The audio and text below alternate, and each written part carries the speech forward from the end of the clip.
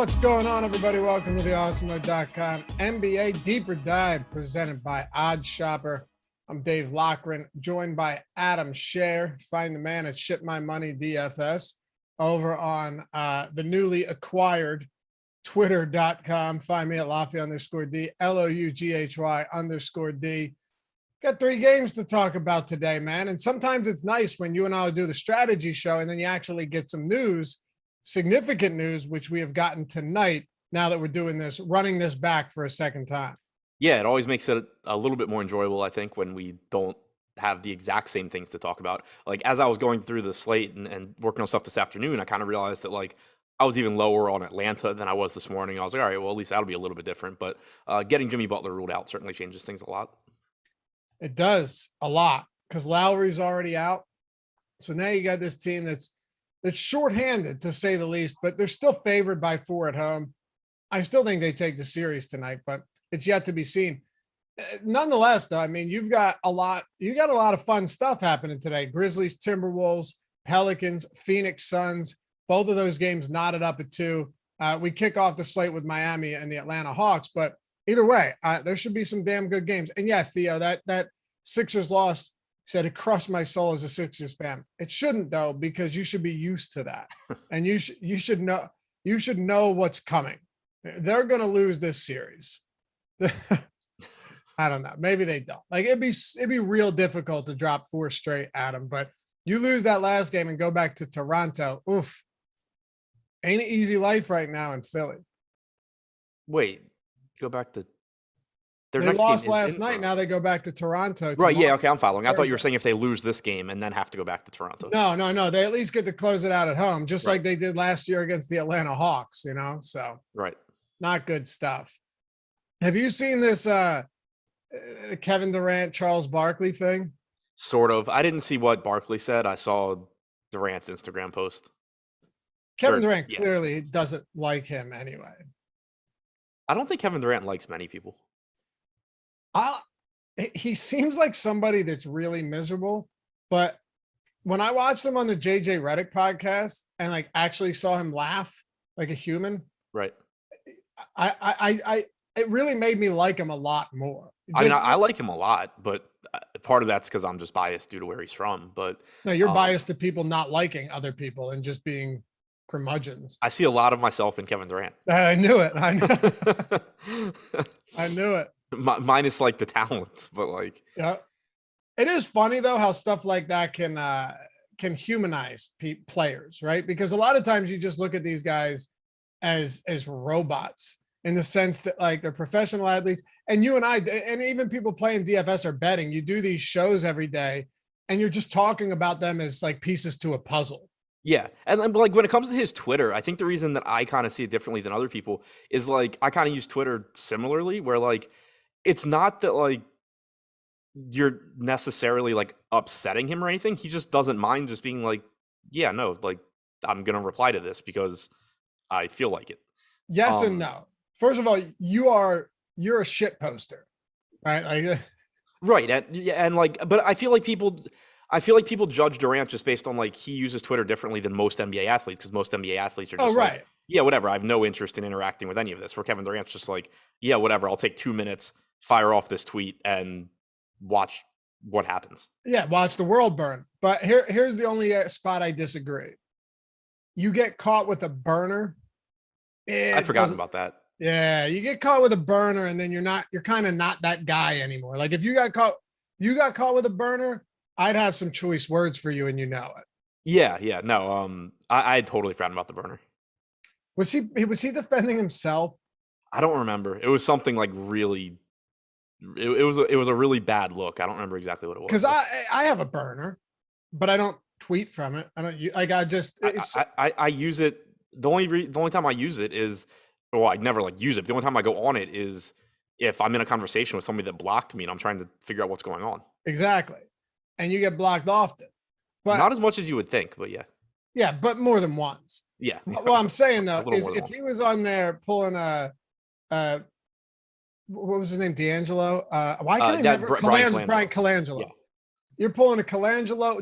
That's just not a good look, on the Twitter when you get caught. It's not good. And Oh, that's right, Jason. He was saying he couldn't win in OKC with Westbrook. Yeah, that's not great. That's kind of amazing, but He should have said that from his own. If he said that from his own account, it would have been just God status for Twitter. right. Like if he just came out right and because they were buddies for a while, right? And then oh God, that would have been way too good, but he didn't. But yeah, I mean, I don't know. Like, I get enjoyment out of like. So, did you see his tweet today? Like, where he said something about because it was I don't remember. But he said something about there was a tweet about how KD should have waited longer to make fun of Barkley because he gave the NBA Tonight crew too much time to prepare. And KD was like, "Yeah, it's a production team versus God." And like everybody's getting so mad. Like, you just got swept. How are you calling yourself God? And Peter said, if you have a burner, you are that guy. No, I have a burner that I don't tweet from that I only follow select accounts for different purposes. So I can filter out all, and I know there's TweetDeck and everything like that, which, I have, but it makes it easier just to filter everything out. So if I want to go find a certain subject, porn, Adam, Twitter porn, Sure. no, politics. If Yeah, I'm going I knew what it was. political stuff, I'll go over there and I don't have to get mired in all of the nonsense out Yeah, there. literally the only reason I use mine is like either there's some like thread that I'm in and somebody that has me blocked is in it, or people are like, "Oh, so and so said this really stupid thing," and I like, "Well, cool, I can't see it. Let me go see what they said." Right. All right. I guess it's time to talk a little basketball here. Yeah, I guess we have to. Let's do it. Atlanta, Miami. This is big. Yeah, Peyton, you did miss some things. But this is a big game. No Kyle Lowry, no Jimmy Butler, still 4-point favorites.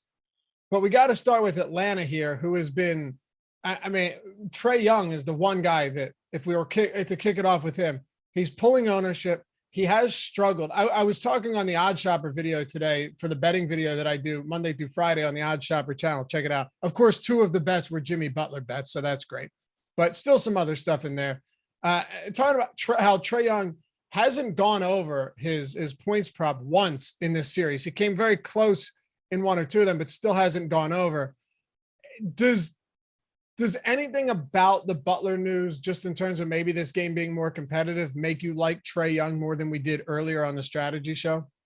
Not really. I mean, you could make a case, I guess, that maybe, Butler being out makes them worse defensively, but like Caleb Martin's a good defender. They kind of, and as a team, they're just good defensively. So I'm not expecting that like Trae Young suddenly torches them now just because Butler is out. And the thing that concerns me, and I didn't really realize it this morning because his rates are still good.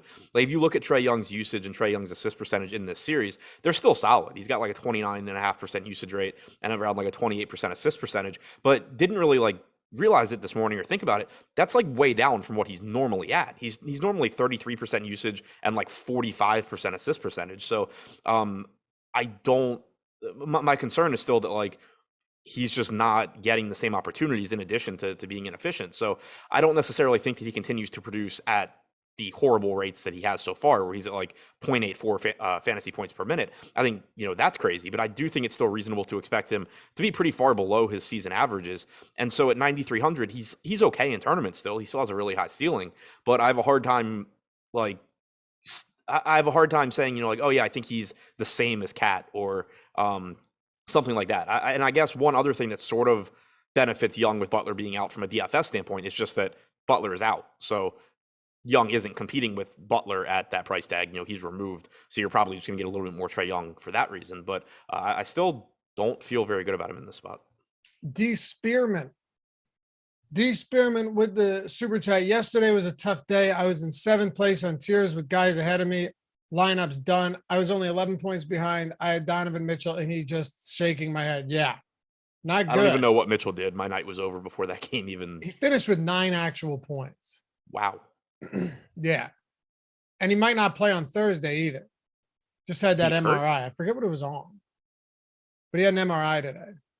Results came back negative. My filler arc, hey fellas, last man in utility on DraftKings. Edwards, CJ McCollum, Ayton, or Joval. I feel worst about Joval. I guess we can just hit on that real quick, Adam. Yeah, Edwards, Ayton, McCollum, or Joval. So I mean, I think that any of them are fine.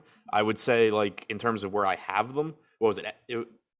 Edwards, Ayton, Joval, and McCollum. I have it McCollum, Ayton, Edwards, Joval, but I have Ayton, Edwards, Joval basically like separated by a point. I have McCollum ahead of them. Okay. So McCollum. Okay. Ryan Stubbs, is the burner D_Laffy? No, it's not my name backwards. Actually, the guy that owns the Laffy Twitter account is some asshole out in the UK that hasn't tweeted since 2009. And like half of his 7 followers think it's me.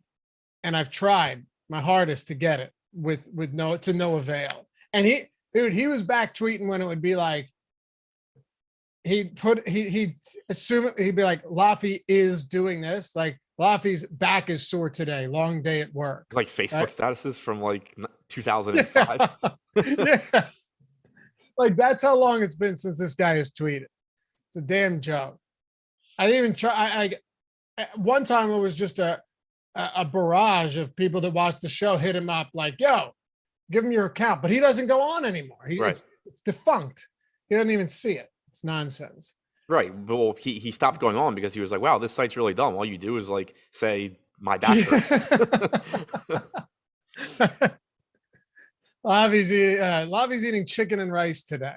It's the weirdest thing. Chicken. Maybe he'll be intrigued now that Elon bought it, and he'll like log in and just see like all of your spam. Oh, that'd be great. Yeah, he got brigaded. But one more super chat, then we can get back to Atlanta. Aaron said, "What if he is dead, Laffy? Then why do I not have that handle?" Yeah, well, then he won't be able to verify his account, and you should be able to get it soon. That's what I'm saying. Oh, I didn't think about that. I might be in for a good day. Good call. Not the answer he was expecting. Nelson, Oladipo get more minutes with no Jimmy. We'll get to that in just a second. We're going to dive. That's a really interesting talking point. So it is. That's what I'm saying. I don't want to do that now. Let's dive into that in a second because it's gonna get good. But speaking to the rest of Atlanta, I've said it to you. I think like all season long, you're just dealing with a team that essentially has a bunch of guys outside of Trae Young that are going to be, scarcely used in most lineups, or in most builds. But now that Capella, assuming he's back, starts, it makes it even less appealing with him and Collins on the floor. Yeah, this team, I think, is really, really difficult to project. And also, it's really difficult to get them to look appealing outside of just occasionally throwing them in tournament lineups if you're playing 150. I had messaged Josh as I was trying to do their projections because it's really difficult because, for one, in this series, you've had a couple of blowouts that have affected minutes. You had Capella not playing. You have had foul trouble for John Collins. And then you also kind of just have no idea who they actually prefer in terms of their rotation. Like if I had to guess coming into this series, once they got guys back, DeLon Wright's minutes would have gone away and you'd be getting, like Danilo Gallinari still playing into the upper 20s. But last game, Gallinari plays like 15 minutes. Wright still plays 26. He's done what they want him to in this series. At this point, I think that DeLon Wright is just firmly in this rotation and playing 20 plus minutes, but it just kind of becomes a guessing game between like what they're going to do with the wings. Like Bogdanovich, Herter, Hunter are also similar, Gallinari to some extent. And then in the front court where, last game, Okongwu still played 18 minutes. But if you told me today that Okongwu plays less and John Collins gets more run at the 5 and Gallinari plays more, like, sure, that could happen. But from, an average standpoint, it's just really difficult to like much of anything from this team because of the combination of a difficult matchup with Miami. And it's really tough to project this rotation. Like from a median standpoint, I don't have anybody above 30 minutes with the exception of DeAndre Hunter and Trae Young. That's not to say that none of those guys will get there.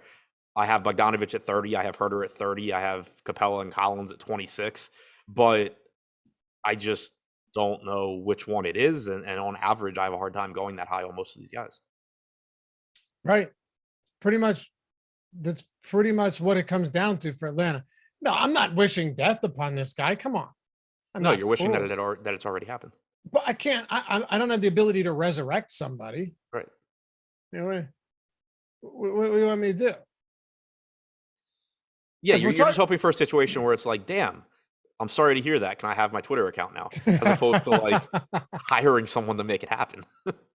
would you not? Would you be like, out of respect, let's let him just keep this that he didn't use anyway? Right, exactly. There's no I, reason that you can't just have it. I think there's nothing wrong with that at all. But no, I don't. It's I'm probably not. in his will, like give it to anybody except this asshole that keeps That would be hilarious. Hit that thumbs up too. We're 152. Damn, we got 1,200 people watching already. Let's go. Let's get to 200. We got 48 to 200. Take a single second. Helps us out here a lot. Subscribe to the channel as well. And if you want to, hit that join down below. Get the free super chats each month. Custom emojis. Sweet back. Ghetto Farmer Boy iced out. Love it. All right. We're in business, man. Everyone's getting that ice. It was that time of year.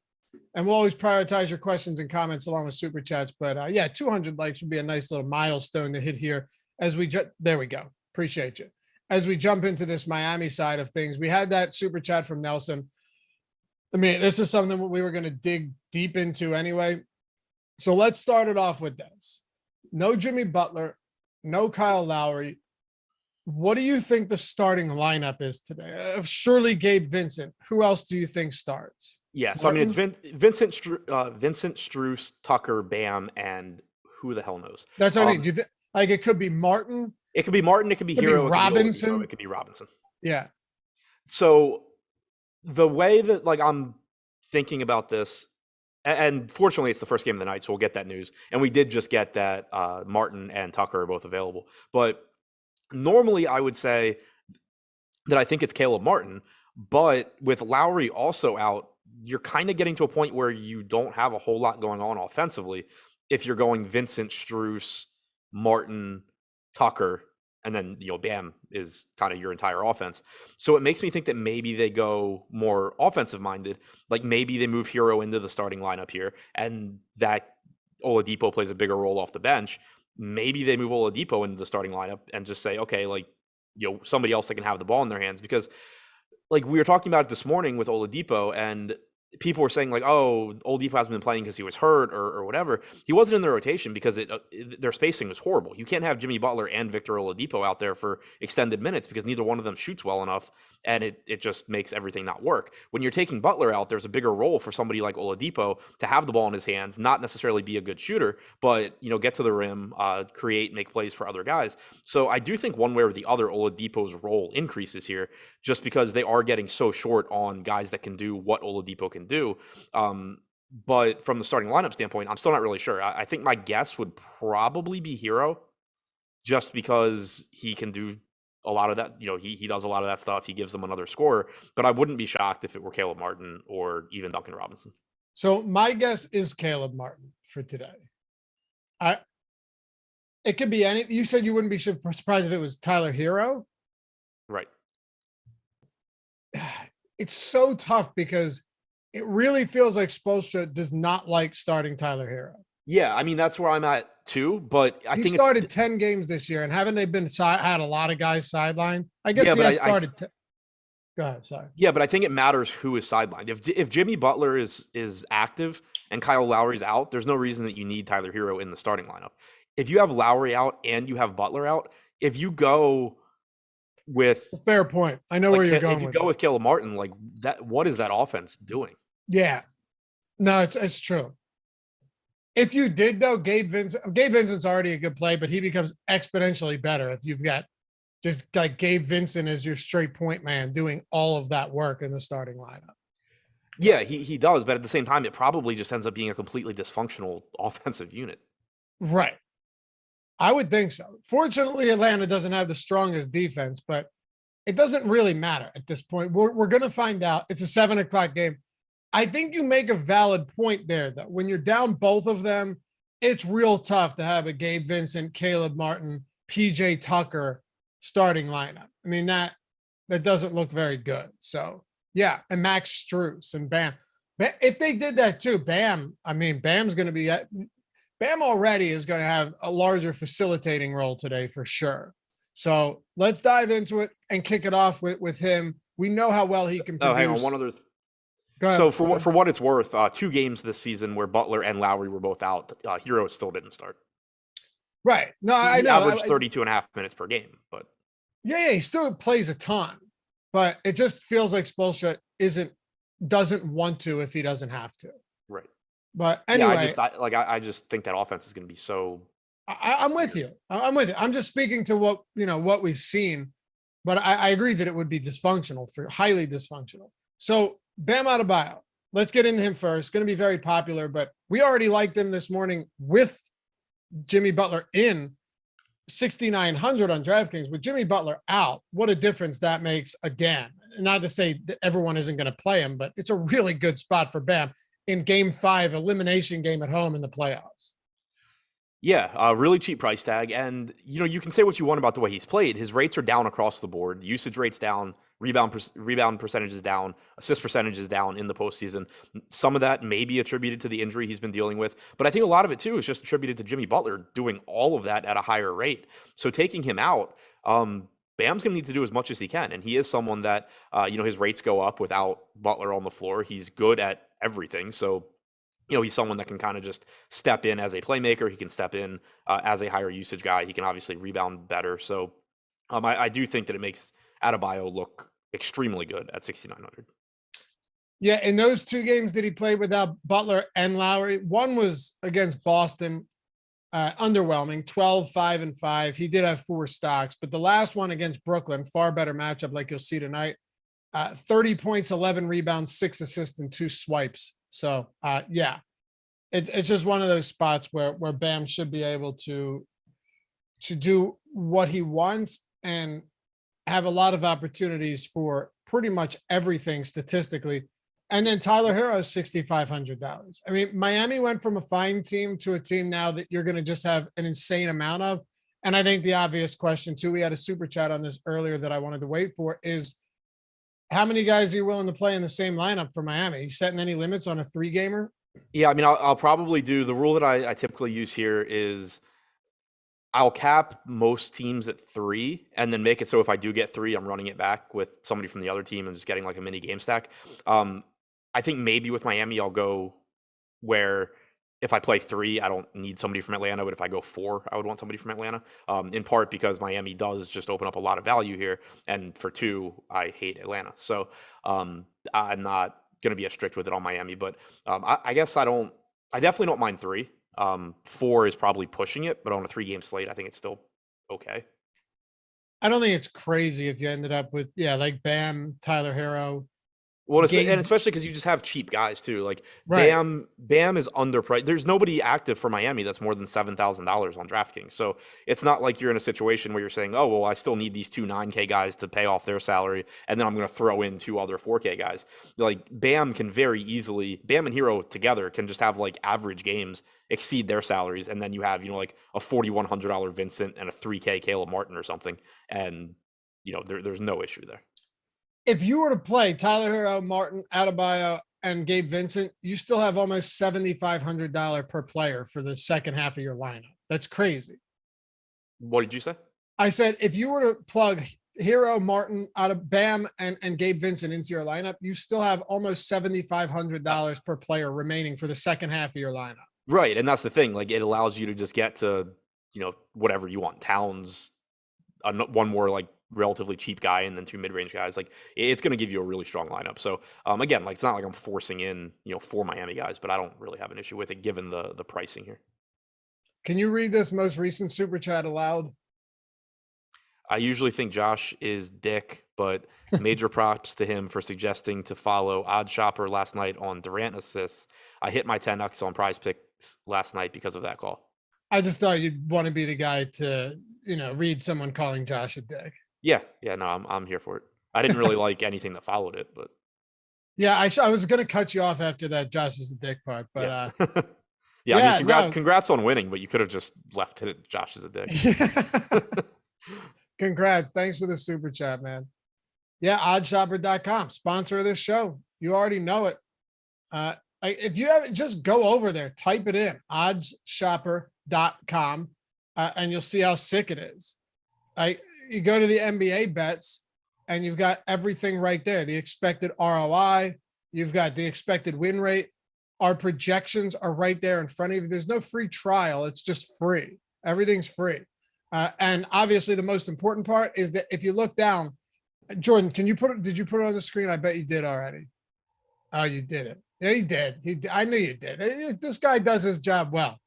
If you look at, like, say, John Morant right now, he has you've got him with the highest expected ROI on the slate. You'll see where it says best bet DraftKings right there. That means that the best bet place you're going to find this bet is over at DraftKings. Click on it. You can see where I always do this. I want to see where all the other ones are. Sometimes there's huge disparities. You see what type of value you're getting, but the tool shouldn't be free. Simple as that. You got the arbitrage feature, the parlay builder, and all that other great stuff. So check it out. It is free, and it's well worth using, especially if you don't have time in the day to research all of your own picks. All right. Let's talk about the rest of Miami and really break this down a little bit further. So Max Strus, Gabe Vincent, Caleb Martin, Victor Oladipo, Tyler Hero, Bam Adebayo, all of them pulling 22+% projected ownership right now. Duncan Robinson and Dwayne Dedman down there at the bottom, but even PJ Tucker around 17%. Not a guy that I assume will benefit much, if at all, because of this. But how are you? I'm not going to ask you to straight prioritize these guys, but who do you think benefits the most from no Butler and no Lowry in the same game? All of them, but I am like, part of it depends on the starting lineup. Like if Caleb Martin starts, he's probably playing 28 to 30 minutes at 3K and he looks really good. If Duncan Robinson starts, obviously he can still disappear because he's been awful, but it would make you feel better about his minutes as well. And just to get ahead of it, Miguel McDonald thinks that I'm going to steal credit from him on Duncan Robinson tomorrow. Nobody cares about your takes, man. Stop trying to make it a thing. Who? What's going on? I guess Miguel McDonald had said something in chat like that Duncan Robinson was a good play, and we hadn't even talked about him yet. So he was saying that if Duncan Robinson plays well, I'll take credit instead of giving it to him. Okay. Yeah. Got it. But anyway, I mean, Robinson at 3,500, like obviously there's a path to him having success here. If he comes off the bench, it's riskier because it's not a good signal for his minutes. If he's starting, then he's at least getting the first crack at those minutes, and you could get 30 minutes from him. So him and Martin both being really cheap just makes them useful value pieces. I would obviously prefer whichever one starts. I think that even if Oladipo comes off the bench, he's got a role now just because they need more of what he does. And you're not trying to play him alongside Butler, which is not a particularly good fit. If he starts, clearly that is better for his minutes projection. But if he comes off the bench, I think he's still probably getting mid-20s and looks good at 4,500. And then with PJ Tucker, I think one thing to mention is that his rates are up across the board this postseason. Rebounding percentage is up, assist percentage is up, usage rate is up. Not that it's high, it's just up for PJ Tucker. And then maybe he gets some more minutes here as well. We've not really seen him be closing, but again, it's difficult. Like I was saying on the Atlanta side, so many of these games have just been kind of non-competitive at the end. And then guys have been getting hurt for Miami. So I think maybe you get a little bit more run from Tucker as well. I think that Vincent and Strus are the guys I'm the most confident in, just assuming that they start and they're going to play a bunch of minutes. And then I guess as far as, like I said, with Robinson and Martin, both are playable. I would lean towards whichever one is starting, but also the ownership's going to be higher. And then Oladipo and Tucker, I think, are both fine. The more I think about it, the more it makes sense for Spoelstra to start Oladipo. I think that it should be. I think they should start one of the two offensive playmakers that they have. Yeah. Andre Newsom, how do you feel about Bogdanovich with Jimmy not guarding him? That was a super chat, Adam. Doesn't matter. Yeah, I don't think it makes a big difference. Morant or Young in another super chat. Trae Young or John Morant? Morant. Assuming that, assuming you have the salary and it doesn't like cost you anything. Right. All right. Congrats. You thought he was a good play this morning after he played 6 minutes last game. Who? Miguel McDonald called the Duncan Robinson play this morning when Jimmy Butler was in. Oh, okay. All right. We're in business. Anything else for Miami? No, obviously just pay attention to the starting lineup. And I guess from like a general standpoint, just keep in mind that whoever is starting, it's going to bump their minutes projection. It's going to make you feel better about them, but it's also going to bump their ownership. And there is still enough volatility in this rotation that, even if Duncan Robinson is starting, it doesn't mean that Caleb Martin doesn't end up playing a big role based on how the game goes, or vice versa. And the same goes, if Oladipo starts, minutes projection goes up, ownership goes up. But if he comes off the bench, ownership's lower, he's riskier, but still looks good. All right, let's get into it. Next one, Minnesota, Memphis, the Timberwolves looking to steal another one in Memphis today. Should be, once again, a pretty fun game. Karl Anthony Towns answered the bell last time after just embarrassing himself and everyone else who is associated with him in game three, but he's back, Adam. He's $9,100. And just speaking to what you and I were talking about with Miami, that sends like kind of a shockwave throughout the entire slate now, because it's not that you wouldn't have been able to play Karl Anthony Towns already, but now you can pair Karl Anthony Towns with, likely two other 9K guys if you actually wanted to on a slate like this. Right. Like, I already really like Towns at that price, but it just makes it even easier now. Because kind of like I was saying with Trae Young, where maybe your exposure to him goes up simply because you don't have Jimmy Butler to steal it from him. But the same thing happens with Towns. There's just less competition at that price range. You still have Chris Paul there. You have Towns. You have the New Orleans guys. But taking out Jimmy Butler, who projected really, really well, I think you kind of have to like Towns here. The negatives are that he fouls entirely too much, so that makes him risky. He's averaging 37 minutes per game in the series, but you have 2 games north of 40 minutes and 2 games like in the mid 20s. So it's a situation where kind of, if things go according to plan, it's really difficult for him to fail at 9,100. But if he gets in foul trouble, it's almost impossible for him to get there. But even if you project 37 minutes, he looks good at 9,100. The other concern is that his usage rate is down for the series, but part of that is also just because of the one game where he just did absolutely nothing offensively. So I don't think that as you get more games, you continue to get a really low usage rate from him either. So I still really like Towns here at 9,100. What about Edwards today? He's just always one of those guys that doesn't pop as a like true priority, but is always just still a very good play because he does have that really high ceiling. He's going to play 40 minutes if the game is close, and we've seen him already pop off for some really big performances. Yeah, I think that I think the rest of Minnesota behind Towns looks fine. The rest of the starters, like we know Edwards has a really high ceiling, and he's averaging 38 minutes per game. The issue is that in games where Towns is not in foul trouble, on average, Edwards' usage rate isn't going to be as high because Towns is going to, you would think, take more shots outside of that one game. But if Towns gets in foul trouble, that's good for Edwards. And there's still the games where Edwards just takes over. That's not going to be the most common occurrence, but it certainly can still happen. And he's going to play a lot of minutes. He has shooting guard, small forward eligibility, so that helps. He just looks like a good option, probably a little bit underpriced here. Same goes for D'Angelo Russell, who's averaging 32 and a half minutes per game in the series. Patrick Beverley's at 32 minutes per game, which is a nice uptick for him. He's kind of like Towns in that he's going to have games where he gets in foul trouble and loses minutes, but it's nice to at least know when he's not in foul trouble. He's coming off of a game where he played 37 minutes and he's around a 0.8 fantasy point per minute guy in this series. He's 0.9 to 1 during the regular season. And then you have Vanderbilt, who is averaging 24 minutes per game in the series because of the game where he played 9 minutes. But in the last 2 games, he's top 30 minutes. Even if you give him 27 to 28 and say, that's a pretty solid medium projection, at 4,100, he's going to look good. So I think all 5 of the starters look good. I think Towns is number 1. And then the other 4, it's kind of just like, what position and what price range do you need? Right. And Vanderbilt could be one of those guys that you get 17 minutes from where you get 35 from it. It's really difficult to say. This is something you and I discussed at length this morning. With Vanderbilt, you just don't know. So in the last 2 games, he's played big minutes. One of them, they had a 26-point lead erased and lost by 9. He still got run the next game, and then they got the win. So I don't know. I think it's reasonable to project him for decent minutes today, but I'm not going to go out there projecting him for 32 or 35. But how much are you giving Vanderbilt? I gave him 27. I gave McDaniels 21. The other thing, in addition to just him being really volatile, McDaniels was in foul trouble last game too. So who knows exactly what that rotation looks like if he's not. It was just a weird rotation in general also. Like 2 games ago, Jordan McLaughlin didn't play. Last game he played. Beasley barely played. McDaniels barely played.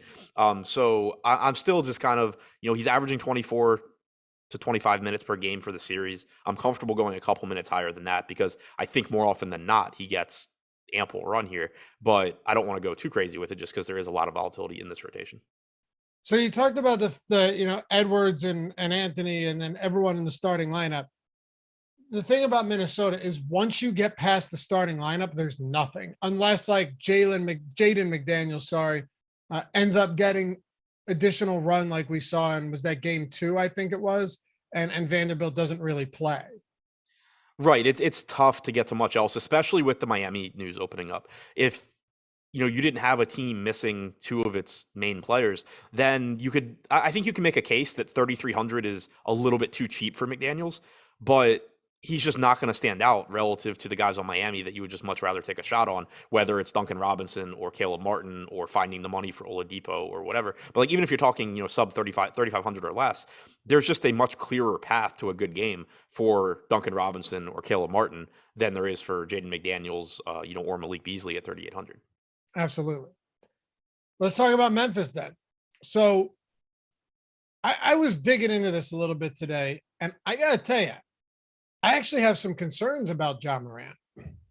So Finch is a good coach, and they might have figured something out. We know like the Ja Morant thrives most in the paint.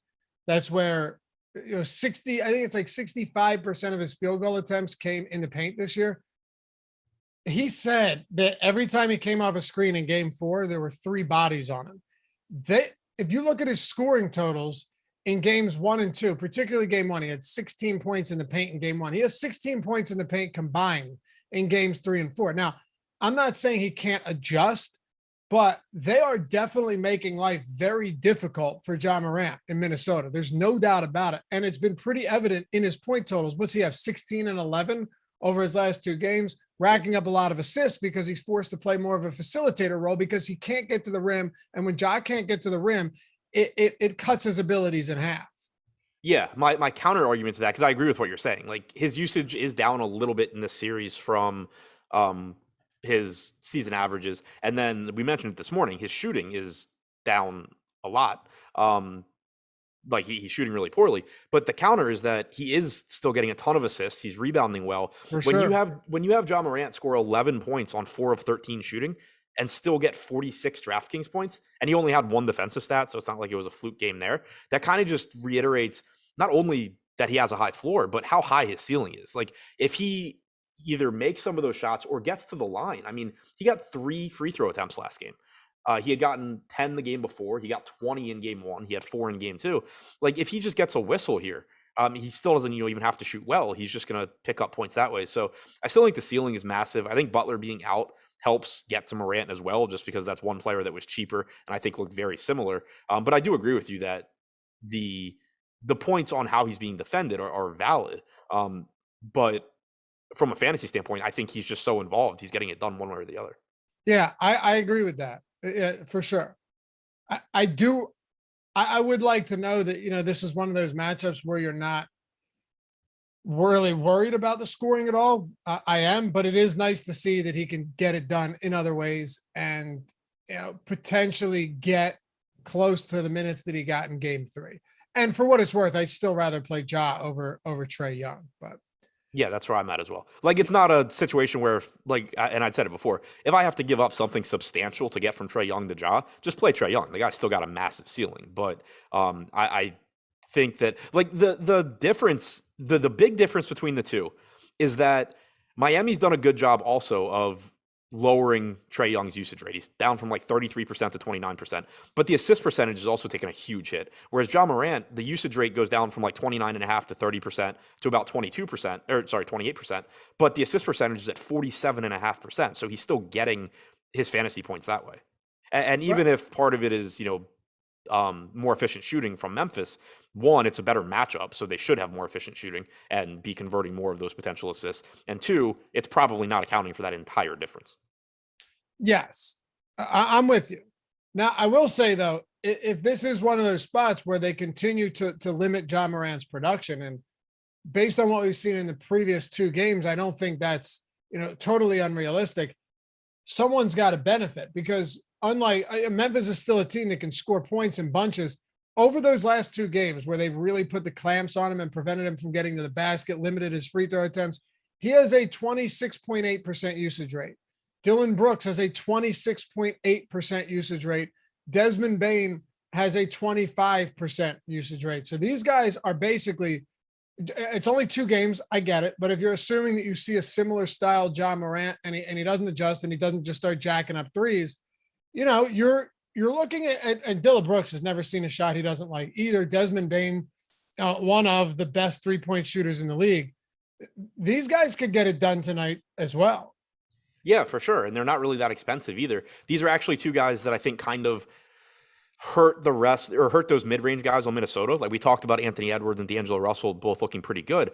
But I think the fact that like Desmond Bain is $1,200 less expensive than Anthony Edwards makes it a little bit more difficult to get to Edwards. I think the fact that Brooks is like $1,200 less expensive than Russell makes it a little bit more difficult to get to Russell.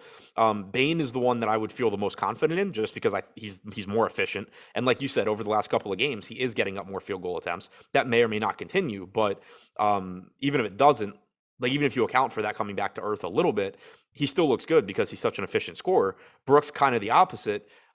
He's not an efficient scorer, but you don't have to worry too much about the field goal attempts because he's not going to let himself not take shots. So, he's going to get his shots up regardless. Bain, I think on average, plays a couple more minutes as well. But I think both of those guys look really good at their price tags. Me too. A couple of people mentioned that Bain's a lot better on the road as a shooter. I mean, it is, I'm not going to lie to you guys. I'm looking at it now. It is interesting that he shoots over 48% from 3 on the road and 38.8% at home. But it's just something that I'm, and if you're going to take it further, his 2 road games, he's been spectacular. 2 home games, he hasn't. But like, I can't, there's nothing to really quantify there, Adam. Like if I knew that, he has terrible anxiety and can't produce in front of a home crowd, then maybe we'll factor that in, but I have no idea. So just got to keep playing Desmond Bain. Yeah. I mean, do you remember the Ryan Anderson splits? Yeah. Oh yeah. Back a long time ago now. Yeah. That was always that one I finally kind of started to buy into because I don't remember the reasoning anymore, but for one, it happened forever. And for 2, it was, I think there were like articles about it being a really tough like arena to shoot in. But yeah, I mean, it's just, it's not a big enough sample size to buy into it. And yeah, that's pretty much it. Like you're going to do yourself a disservice if you if you look at everybody, like their 3-point shooting percentage at home and on the road over the course of one season and start making decisions based off. Agreed. I mean, like I said, it is like, I can understand why someone might look at that and scratch their head, but yeah, there's not much you can do with it. Anthony Davis was another one in New Orleans. The home score it was Drew Dinkmeyer, I think, that had brought this up years ago. The blocks and the steals. They would count anything as a block for Anthony Davis. He could have the ball in his hands, in the offensive zone, and he'd get credited with a block. What were you going to say? I was going to just kind of to reinforce the point that I just made about Desmond Bain. Obviously not as many minutes last season, but last season on the road, 40.9% from 3, at home, 45%. Yeah. Can't make anything of it. Anyway, how else do you want to go to Memphis? We got to talk about guys like Jaren Jackson and Brandon Clark and the like. Where, if any, do we get some value or some other good secondary options for the Grizzlies? So Jackson, that price tag's getting appealing. Like if he could just not foul people, he would be a good play at 6K. And we did see the one game where he managed to avoid fouling people was the blowout. So he still only played like 26 or 27 minutes. Granted, it was in like 3 quarters or not even close to the full minutes that he would have gotten. So it was at least good to see that rotation. But at the same time, he's averaging 24 minutes per game through 4 games because he cannot stop fouling. And that's clearly been an issue for him his entire career. So you can't just write it off entirely and say like, oh yeah, that's fluky. You have to consider it. So like, I don't think you necessarily have to project him for 24 minutes. I went 26, but you really need to be considering that, he has the potential to play 34 minutes if this goes perfectly, but it's not particularly likely to happen. So if you get to him in some tournament lineups and just hope that you catch that game from Jaren Jackson, then fine. But I think it's just really, really difficult to want to prioritize him given the fact that he just cannot stop fouling people. Brandon Clark, I think, still looks pretty good at 5,900, produces at a high rate, still, I think, likely to play 27, 28 minutes or so off the bench behind Tillman. One spot, and this was more interesting to me, a lot more interesting to me before the Jimmy Butler news. Tyus Jones has been extremely, extremely involved in this series. He has like a 37% assist percentage. His usage rate is several points higher than it was during the regular season. And then last game, you actually saw him close alongside John Morant as well.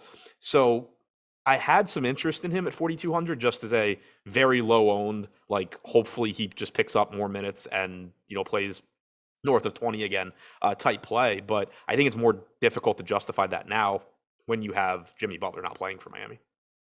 Yeah, I had been betting the Tyus Jones overs throughout the series, and they've kind of corrected now, but it was like over 7.5 points in assists, and he's just crushing it every game. He even though he's not playing a ton of minutes, like you said, he's absolutely just crushing it every time he's out there. By the way, if you're looking to bet those and you want $200 for free without having to do anything other than put $10 on any team tonight to win over at BetMGM, all you have to do is click the link. Is it in the description, Jordan, or is it? Yeah, got a link in the description.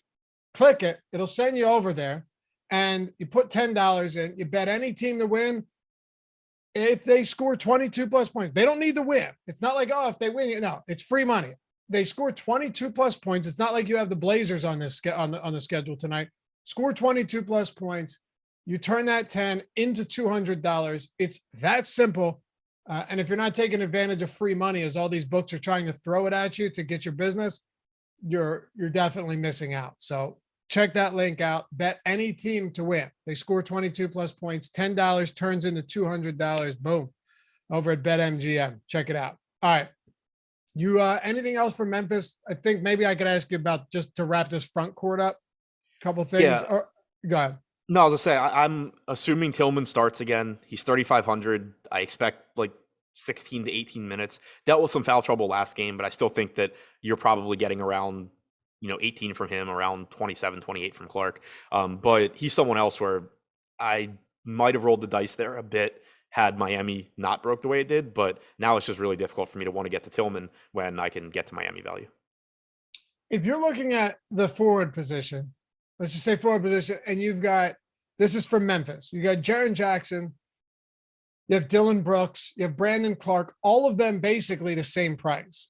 Who do you like the most for tournaments? Whoever's lowest. Well, no, because that's going to be Jackson. Yeah, whoever's lower owned between Brooks and Clark. Okay. And I don't want to say, like, I'm not trying to make it sound like Jackson's like not playable in tournaments, but he's not one of those. He's not. Yeah, you like he's the not, other two better. Right. It's not just about low ownership. You have to, like, to me, Clark and Brooks project about the same. Like, I have Clark slightly ahead of Brooks. He's also $100 more. Jackson is $200 more than Brooks, $100 more than Clark, and in 26 minutes projects slightly lower than both of them. You want to talk about the Pels and the Phoenix Suns? Yeah. All right. Hit that thumbs up too. 387. We're going to cruise past 500. Just what has to be done. We have 2,000 people watching.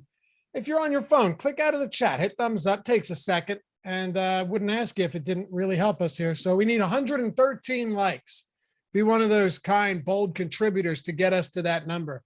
And I'll forever appreciate it. Jeff Williams with the super chat. Will you please rank Morant, Towns, Paul, and Young for a high dollar tournament on DraftKings? By the way, are the high dollar ownership projections not part of the platinum membership? No, they should be. I'm going to look right now, but Adam, Morant, Paul, Towns, and Young for high dollar tournament. Morant, Paul, Towns, and Young. Young last. I hate even saying that. He's going to score like 50 in the first quarter. I have it Morant. So in terms of projection, Morant, Paul, Towns, Young. Factoring in salary, I think Paul, Morant,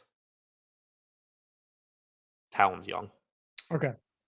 Let's move on. New Orleans and Phoenix. Pelicans with a chance to steal a win with no Devin Booker on the other side. And then go back to New Orleans for game 6. This is going to be a fun night of basketball. No doubt about it. It really is. But on this team, nobody's popping like you have on Miami or on Memphis. But at the same time, Brandon Ingram has been spectacular in this series, been excellent, playing huge minutes.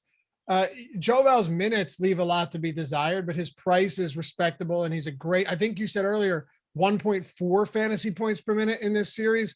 And then CJ McCollum's yet another one of those guys. So are all of them super exciting? No. Do you want to play all of them together? Obviously not, but I think there's room to get any of these guys into lineups tonight. Yeah, I completely agree. Like, they don't stand out as priorities here, but they're still very good plays. And I do think McCollum looks a little bit better. He's averaged 40 minutes per game in the series. He played the exact same minutes as Ingram last game. They were both on pace to play about 39 had that game come down to the wire. I think that's a pretty reasonable projection for him. If you kind of just average out his usage in this series and his usage during the regular season when he was playing with Ingram and Jovel, about a 27.5 to 28% usage rate, about a 24% assist percentage for McCollum. Pretty similar for Ingram. 29.5 to 30% usage, 26% assist percentage. Ingram a little bit more expensive. I think that they look pretty similar in terms of relative to salary. I think Ingram projects a little bit higher, but McCollum's a little bit cheaper. And then Jovel's, I think, more of the wild card because he has a massive, massive ceiling at 7,400. He's averaged about 29 minutes per game in this series. Last game, he played about 32. But the concern is, and we talked about it this morning, Larry Nance has closed each of the last 2 games. So the concern is, like, on the one hand, it's good that Jovel's, gotten minutes anyway. He got 32 minutes, wasn't even in the closing lineup last game. I think it was 26 minutes 2 games ago. But let's say he gets into foul trouble at some point, or let's just say that for one reason or another, he doesn't get to 30 minutes halfway through the fourth quarter. If they still close Larry Nance, then you're in trouble if for some reason, like, Jovel has only played 24 minutes to that point. But on the other side, during the regular season, when he played with McCollum and Ingram, he had about a 20% usage rate. So far in this series, he's at about 25%, and his rebounding percentage is at 32%. So he's absolutely dominating the glass here. His usage rate is up. The playing time on average is still coming in at around 29 minutes. So I think overall he looks really good. It's just that there's more things that could go wrong for him than there are for McCollum and Ingram. Absolutely. I will say though, I like Larry Nance tonight as just as a guy that's mostly, and I know, listen, I know the counter argument to this is you have everybody from Miami. Of course you do. Sure. But if it ends up being one of those games where, like, Oladipo plays 24 minutes and Caleb Martin plays 24, and then Robinson gets a little bit of additional run, but doesn't get it done entirely. I don't know, man. Larry Nance has been a pretty good per minute guy in this series. He's getting good minutes. He's actually playing more minutes each night, or at least I think the last 2 days. I'm not sitting here acting like I love him, but in 270 minutes with the Pelicans this season, he's a 0.86 fantasy point per minute guy. He has a decent ceiling, and if he closes the game out, if he gets to 25 minutes again, you might be happy with Larry Nance at very minimal ownership on a 3-game slate, and you don't have to play a lot of them. Right. It's that the way I view Nance here is that he's another one that I liked him more early in the day before Jimmy Butler was ruled out. But that doesn't mean that you're still not using him in tournaments, because everybody's going to Miami here. And everybody's going to Miami. Everybody's going to the obvious, mid-range or pay-up guys. So within any given lineup, using somebody like Larry Nance is useful because he still has a path to a big game. He's a good point per minute guy. He's averaged about 23 minutes per game in the series. He's closed the last couple of games. You could certainly see him get more minutes because he can take them in a variety of ways. Like, he can take minutes from Jackson Hayes. He can take minutes from Jovel. He most likely just takes minutes, as a combination of both. He plays when Jovel's not out there. He plays some minutes alongside Jovel, and he does everything well when he's on the floor. So it's not like you need him to just shoot really efficiently to have a good game. He rebounds well. He can get assists. He can score around the basket. So I'm with you. I like Nance as a way to just be contrarian within any given lineup at only 10% ownership. Is there anybody else you like for New Orleans?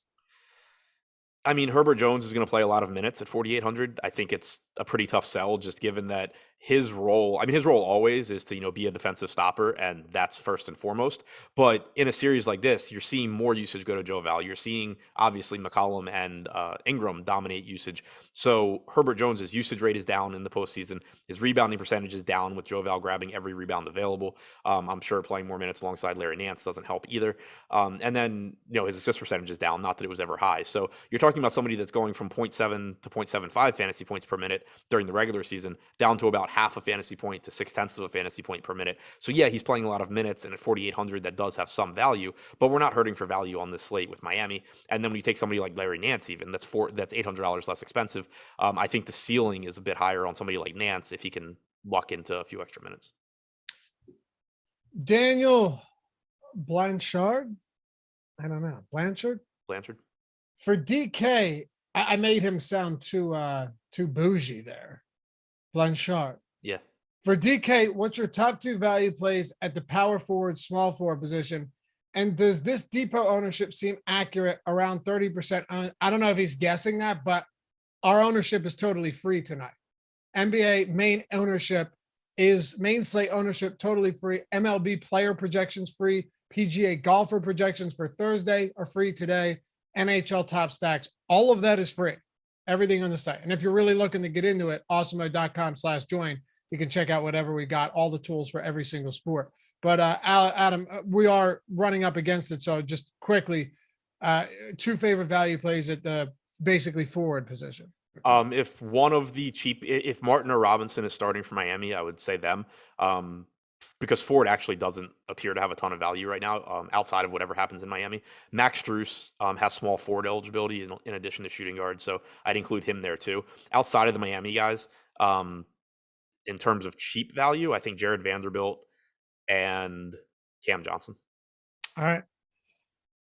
I don't think Phoenix is that difficult of a team to break down because you've got your Crowders, your Cam Johnsons, your Mikal Bridges, all like 16% usage guys, all 0.7 or whatever fantasy point per minute guys.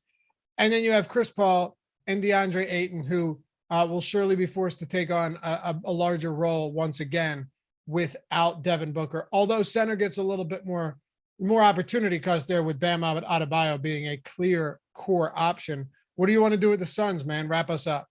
I think Paul still looks good. I mean, he's coming off of last game where he had a 14% usage rate. That I fully expect to just be a blip on the radar. In the 2 games that Booker has been out, he has about a 20% usage rate. He was at 26% 2 games ago. So I think he still looks good. I like getting to Chris Paul. DeAndre Ayton should see a bump in usage without Booker as well, especially if they were to force the ball out of Paul's hands a lot again. That's probably good for Ayton. 7,900 looks solid. And then you get to the wings where Cameron Johnson, I expect to start again, play 32 to 34 minutes. He's solid offensively. He's around a 0.9 fantasy point per minute guy. Makes him look pretty good at 4,800. Crowder and Bridges both look decent at their prices. And then beyond that, there's nothing that I feel confident in. If you want to take chances on like Cameron Payne at 3,700 and hope that this is the game where he gets more minutes, then that's fine. But we haven't seen him, and we didn't see him really take on a bigger role during the regular season when Paul was out. We haven't seen it this season or this postseason, so it's nothing more than a flyer there. I think Chris Paul and DeAndre Ayton are the top guys. I like Johnson the most from a value standpoint, but Crowder and Bridges aren't far behind. Okay, 2 super chats, then we'll turn this one over to live before lock coming up right now. Well, almost right now. You've got Greg Ehrenberg, Eric Lindquist taking you up to lock and through it till 7:30. All right. First question was, if Oladipo starts, who does it hurt? Well, I mean, Caleb Martin, Duncan Robinson. It's not. It's not hurting guys that are already playing a lot of minutes. Right. It's not great for Gabe Vincent, but it's also not going to make me not play Gabe Vincent. Right. It hurts, like you said, it hurts Martin and Robinson because then you're looking at both of them playing questionable minutes off the bench. It doesn't hurt them. It just hurts the potential that they may have had if one of them started, really. Right. It lowers their minutes projection. And then Jorge, how crazy is it to go with Ingram, Bam, and Morant in all 150 lineups and a GPP mini max? And do you guys have any specific group lineup construction that you suggest? Thanks for that. What's your risk tolerance? No, but yeah, I mean, it's I've never intentionally locked people in 150 lineups. I have done it by accident and then won a tournament doing it. But yeah, there's no real reason to like the reason that it's not that I don't like Ingram, Bam, and Morant. It's that there's so many alternatives around them that are still good plays that like why would you want them in every single lineup because it's going to force you to miss out on other good plays. As far as specific groups, no. Don't play backup centers with each other.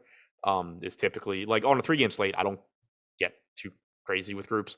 It's pretty much just like if guys are never going to share the floor, I don't want them. But other than that, I don't really care. All right. Thanks to all you guys for hanging out. 524 likes. We got there. No problem. Okay. CJ, you keep coming in. All right. Last super chat. I appreciate you guys. Hold on for live before lock because they'll help you out. I just don't want to screw anybody over here. CP3, McCollum, or Ingram for DraftKings. CP3, McCollum, or Ingram. Snap answer, Adam, and then we'll get out of here. CP3. Okay. Appreciate you. We'll see you guys back here very shortly. Greg and Eric taking you up through 7:30. Have a good night. Let's enjoy it. Peace.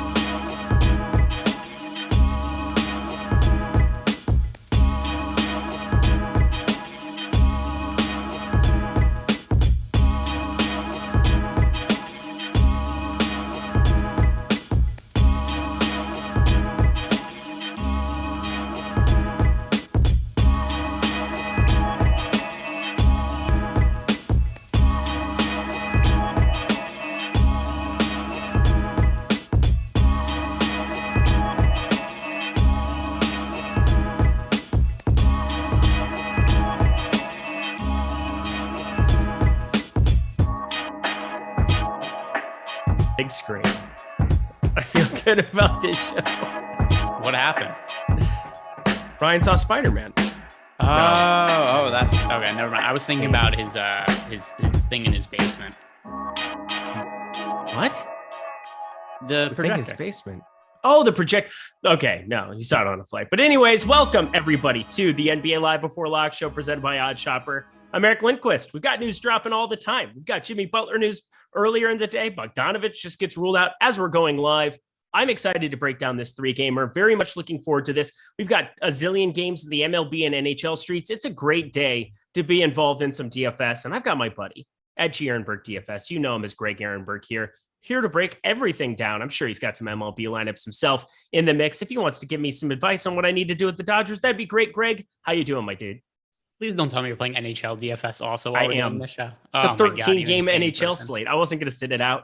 Oh my God. So Eric's got MLB lineups. He's got, of course, NBA, which I'm playing MLB and NBA today. So MLB's easier though, right? Because I was able to set my lineups like 30 minutes ago and all the early lineups are in. We could adjust after that. Playing NHL also, you're just a crazy person because the lines get switched all the time. Like, what are you going to do when the lines change halfway through the show? I use Fantasy Cruncher and I'll be just fine because it's more about making the correct groupings and making sure you don't take zeros. That's good. Yeah. All right. Well, either way, I wouldn't be able to do that. And then on top of that, you've got the most important bet in the history of all bets going on Prize Picks with our friend Joey Corman. I do. For those who don't know, Joey Corman really wants to go on a date with some of my friends. Like that's really what it comes down to. I live in Los Angeles. There's some okay looking people here. He's 0 for 2 coming at this group of friends that he wants to be involved with, have a date with. He's in Chicago. So first of all, he has to pay for a plane ticket. So it's kind of, expensive on his part. Second of all, am I going to give him my guest room to hang out with one of my female friends? Absolutely not. And third off the bat, he literally gives me the edge in every single one of these bets. It's ridiculous. Rashawn Holmes, once upon a time, today, I mean, there has to be a lot of things that go wrong for me to not capitalize on this bet. Well, yeah, I mean, so you are really invested in Gabe Vincent over 20 fantasy points, which is you're on the right side of the line, but it's not like it's a mortal lock that Gabe Vincent's going to score over 20 fantasy points. But either way, it's going to be a good sweat. And I hope it comes down to a last second shot or something like that. So we could sweat it out in our group chat. We can make fun of Joey Corman, whatever the results may be. I want 20.1 fantasy points for Gabe Vincent. That's what I want. I want anything that could possibly happen that for Gabe Vincent. That'd be great. I didn't know what else to do. I was literally just trying to fire as many as I could before that line came down. That's what we should be doing. This is good stuff. And this is what Oddsshopper is going to help you with. You can identify the best bets in 30 seconds or less. There's some props that still exist on the board, especially now. I tried to get a couple in right before this show. I got a few in for Trae Young over 40 fantasy points again, with no Jimmy Butler defense out there. And now, no Bogdanovich. Let's get into it, my friend. Plus, everybody smash that like button, subscribe button, notification bell. Greg's about to put in the work for this Atlanta-Miami game, which is just has a plethora of value. We're going to be staying around for half an hour to break it all down for you in the post-lock show. But Greg, what are you doing with the Bogdanovich news? So individually, I don't, there's not like some new player that comes into the equation that I wasn't going to roster before. I already liked Trae Young. Now I just like Trae Young more, which I mean, because we also have Clint Capella coming back. So you and I, there were slates that we were on John Collins. I have to think the upside of John Collins is somewhat capped by Clint Capella being in the mix. And there's also a trickle down effect where guys like DeAndre Hunter, Kevin Huerter, they don't benefit as much as they would have with Bogdanovich being out, just because some of those minutes are going to go to Clint Capella in the front court and they're going to play some bigger lineups. So, I mean, I just think that this is Trae Young playing as many minutes as he can, taking as many shots as possible. But there isn't something else. Like I said, I'm not looking at some value guy that I have to get to or some other role player that benefits a whole bunch. Is that more or less where you're at as well? Yeah, I mean, this really goes to Trae Young full bore. I think that there's definitely got to be an upgrade you give to a guy like Kevin Huerter, but compared to a lot of the Heat value, and especially because we just saw what the projected starting lineup is that just came through on the wire, I find it hard to believe that he's going to be any kind of a priority. I mean, this just makes Trae Young the best guy to get up to at the top end. Would you agree with that? Where are we considering Bam Adebayo? Oh, okay. I'm talking guard for sure. Okay. Guard, if we're just talking guard to get to. If we're just talking guard, it's like Trae Young, Chris Paul, 1A, 1B for me. I have similar exposure to them. I like both of them a lot. In terms of, I don't even know if we consider Bam Adebayo a pay up option though. He's $6,900 over on FanDuel, and then he's 71 on he's 71 on FanDuel, 69 on DK.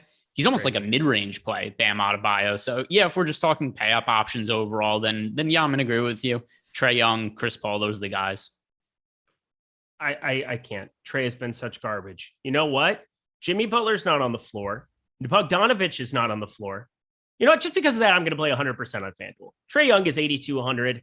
I will just play 100% Trae Young just to spite whoever just wrote that in the chat. I'm not even going to say the name. I don't know what you were meaning by that, but like legitimately, if you expect Trae Young to not play or to not get as many shot attempts as he humanly possibly wants in this game today in an elimination spot, you are out of your mind. You're out of your mind. Yeah. So, by the way, it doesn't mean you have to have 100% Trae Young. Although I'm doing it because I'm angry. I hate when I see comments like that. Yeah, well, that's what you should. You should build your DFS lineups out of spite and not logic, not anything else. You just angrily click buttons and fantasy crunch and lock guys in. And Paul George, Hulk smash.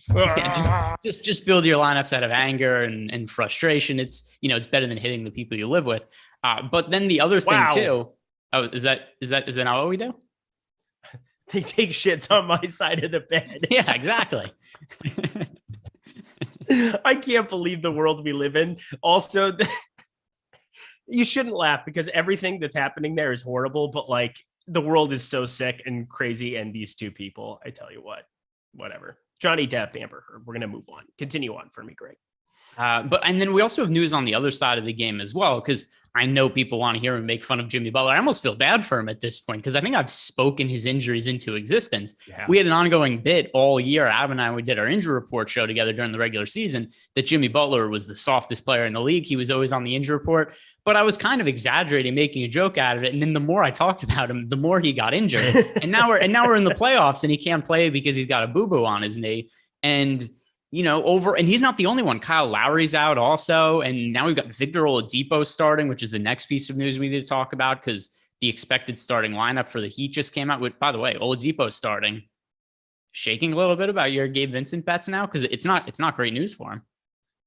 Compared to having Jimmy Butler out there, are you kidding me? No. It's so Victor Oladipo starting is because that's just somebody else we have to give extended minutes to. Martin, yeah, that would be ideal. But I don't know. For me, this comes down to a minutes thing. And Gabe Vincent, I've talked about more than anybody else on any stream in the history of the world during these playoffs.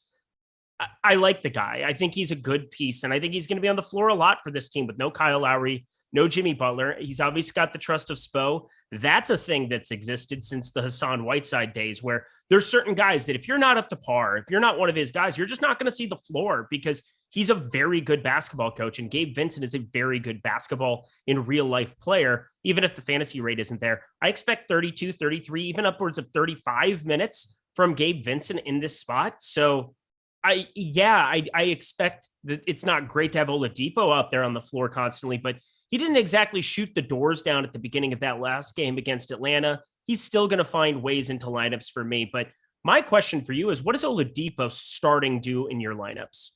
Yeah. So, well, for starters, I like Gabe Vincent less. I like Max Strus less. I like Caleb Martin less because I wasn't expecting Oladipo to start. And it's just another guy I have to give extended minutes to now. There's no way around it. He's in the starting lineup. So for that reason, you have to consider, all right, who are other guys I thought were going to play extended minutes that some of that playing time comes away from? And it's just some of the other wing players there. Like I said, the expectations for Strus are lower now. The expectations for Caleb Martin and Gabe Vincent are all a little bit lower because I have to cut all of their minutes by a couple and give those to Oladipo. People catching up on everything. Joey Corman, really hoping Corman gets that's Jordan Klein. That doesn't count. That's not catching up on anything. You're here. I hope, kind of. Sometimes you're not.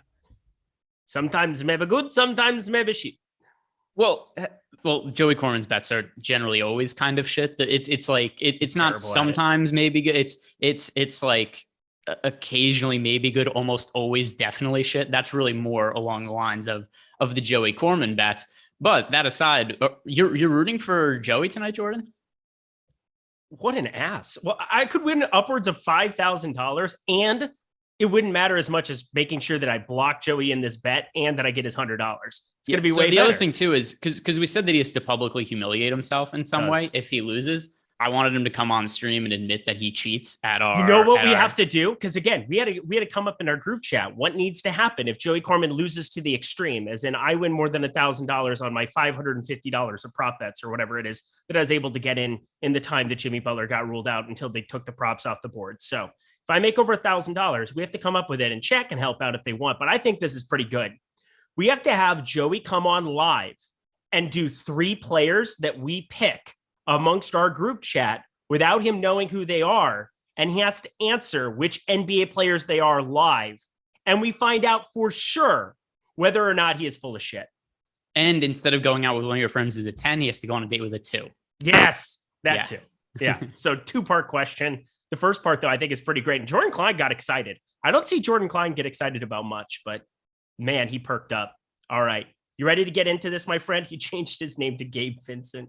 Are you prop blocking, Eric? What? Gabe Vincent, green check mark. You guys are evil. I'm going to have a little Gabe Vincent. Everybody's going to have a little Gabe Vincent. And yes, we started with this Miami-Atlanta game because it's the first one on the board. It's the most important game on this slate.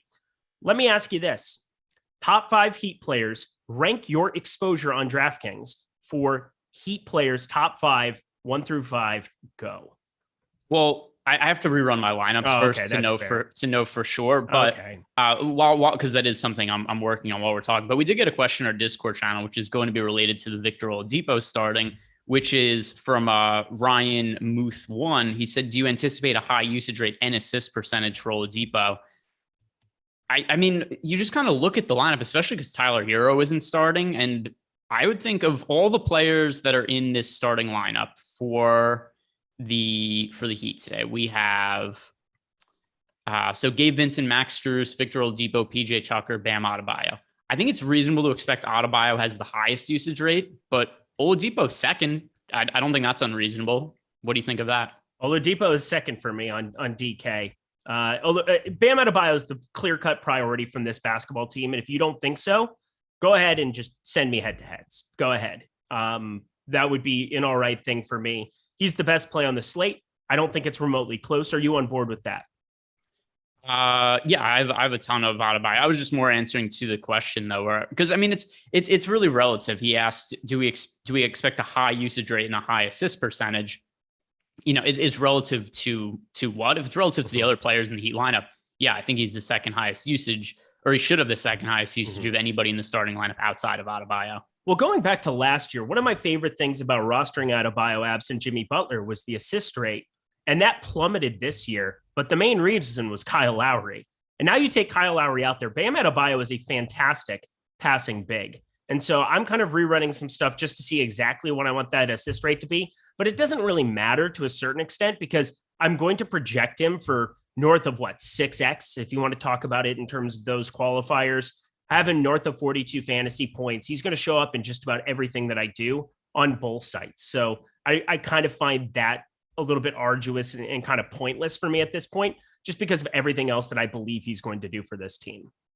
Yeah. And all right, so I have my lineups running right now. And in terms of Heat exposure, Adebayo 1, Oladipo 2, Max Strus 3, Tyler Hero 4, and PJ Tucker 5 right now. PJ Tucker over Gabe Vincent. You're going to do me like that? I'm just kind of spitting out what the numbers ended up being. You're just trolling me is what you're doing on purpose. You're trying to get me riled up. Well, unfortunately, PJ Tucker has been one of the most valuable DFS players in the first round of the playoffs.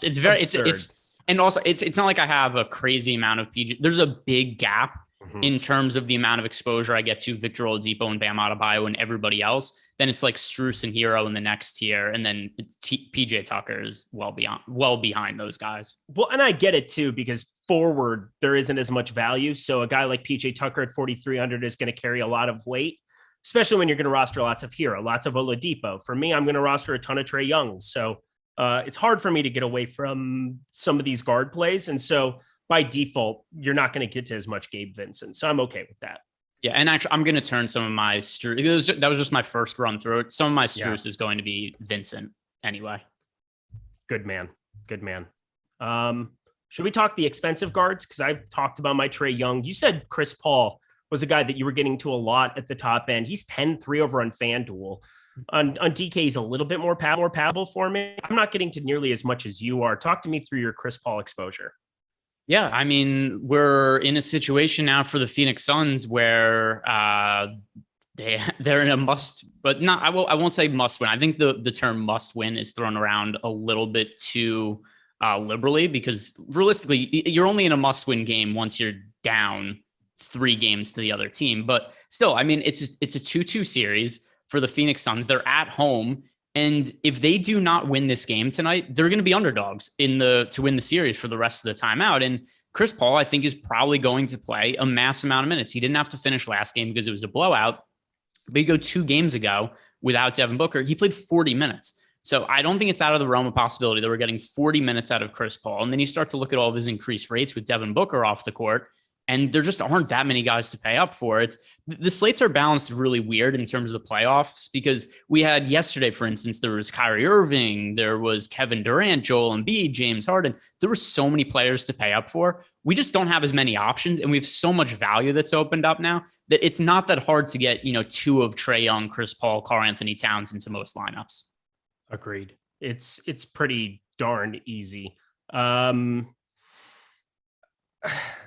I think, though, Ja Morant is the guy that I want to talk about the most, because I think at the top end, I had a buddy of mine, he's like, Eric, Ja Morant hasn't gone over 50 fantasy points on FanDuel this entire series. Do I care about a 4-game sample size as opposed to his entire track record over the course of the entire season? It's not like he's going to see limited minutes. It's not like, sure, maybe Patrick Beverley's annoying, quote unquote, but there's been some foul trouble. He's played 35, 30, 41, and 34 minutes. Those seem on the low end. I feel like upper 30s, low 40s is kind of what you should be looking at for him going forward in this series to close it out. We have him at 34 minutes. I wouldn't be surprised to see it north of that.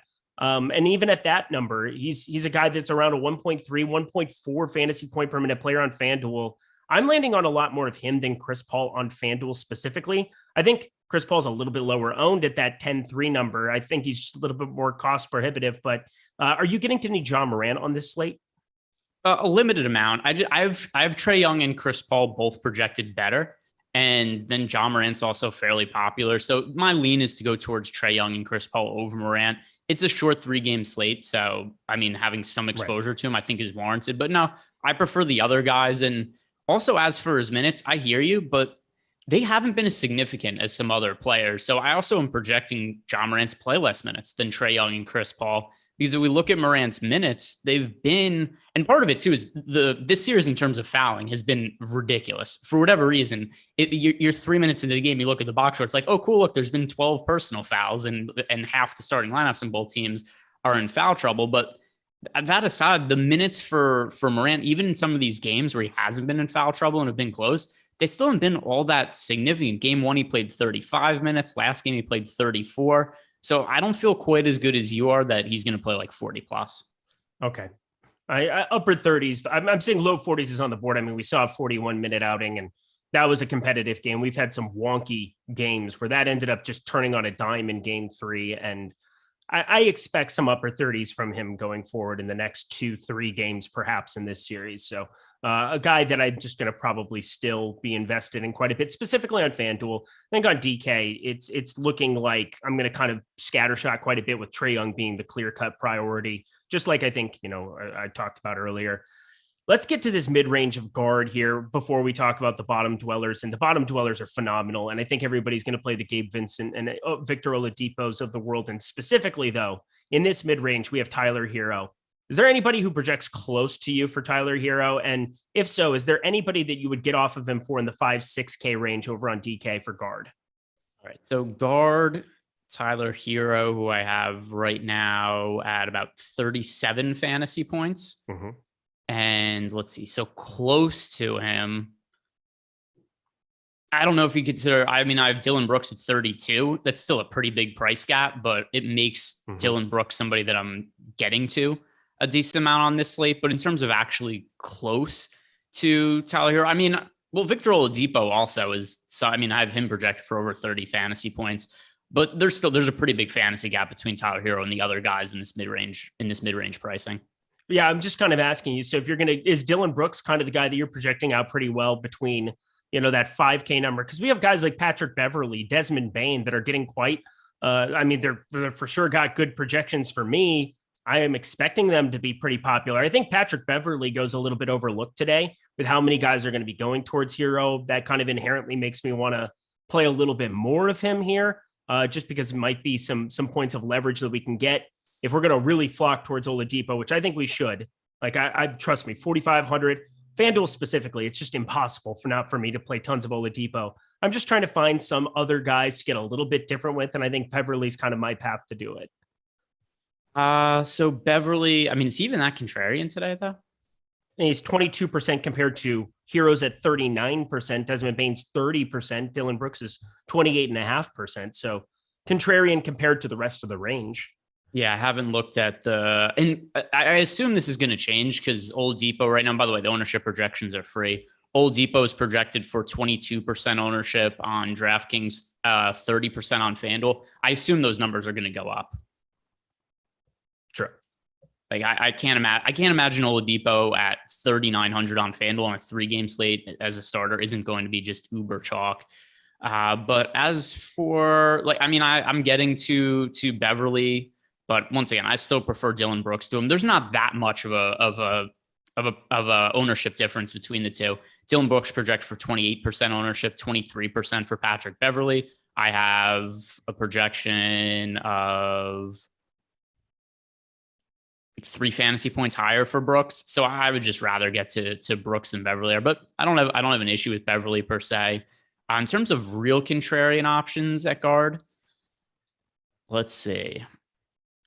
I don't think there's anybody way off the board I'm getting to. I'm just looking through some of the most recent updates. At guard, is there anybody you're getting to that's like sub 10% owned or anything? Not anymore, not because of the heat. I was going to contemplate doing some off the board stuff. I think if you're trying to get different, like what's the path to failure if Oladipo gets played off the floor? Maybe Caleb Martin ends up playing a lot more. He's the flat min, 3,500 on FanDuel. Looking over at DK, I don't find him to be all that necessary, but the best thing is he's 3K there too. So he's at the flat floor at 3K. But he's garnering 27.5% now. It's just a tough thing for me to try to go crazy contrarian at this position, considering the chalk is just so good. Oh, well, there we go. Ownership update 42 seconds ago. So I said there's no way Oladipo is going to be not more popular. And we just got the update. Oladipo is now projected to be 45% owned on DraftKings, and on FanDuel is projected for 50% ownership. That feels more correct to me. All right, we got my filler arc, $4.99. Catch up on some super chats. We got guard to round out. But again, we're pretty heat and Atlanta heavy here at the moment. I think you guys understand. $4.99 from my filler arc. Forwards question. Bogdan. There we go. Same thing. Boban isn't playing either today. What? I said Boban isn't playing either today, though. So thanks for all of your help, Greg. Yeah. Should I jump off so much Strus for some Herter or Delon Wright? Let's talk about those ancillary Hawks options. We did get the confirmation Oladipo is indeed starting. Good to know. But how do you feel about Herter and Delon Wright on today's slate? Fine. So there's been slates where you and I have rostered Delon Wright, and I just don't think it's necessary here because the times that we've gotten to him, and even some of the other slates where you got to your guy Gabe Vincent and by the way, Gabe Vincent's just more apparently obvious today than he has been in some of the other spots where you liked him at lower ownership. 2%. But there's just been some of these slates where there isn't value to get to, and then we land on Wright because it's like, well, he's better than the other shitty options.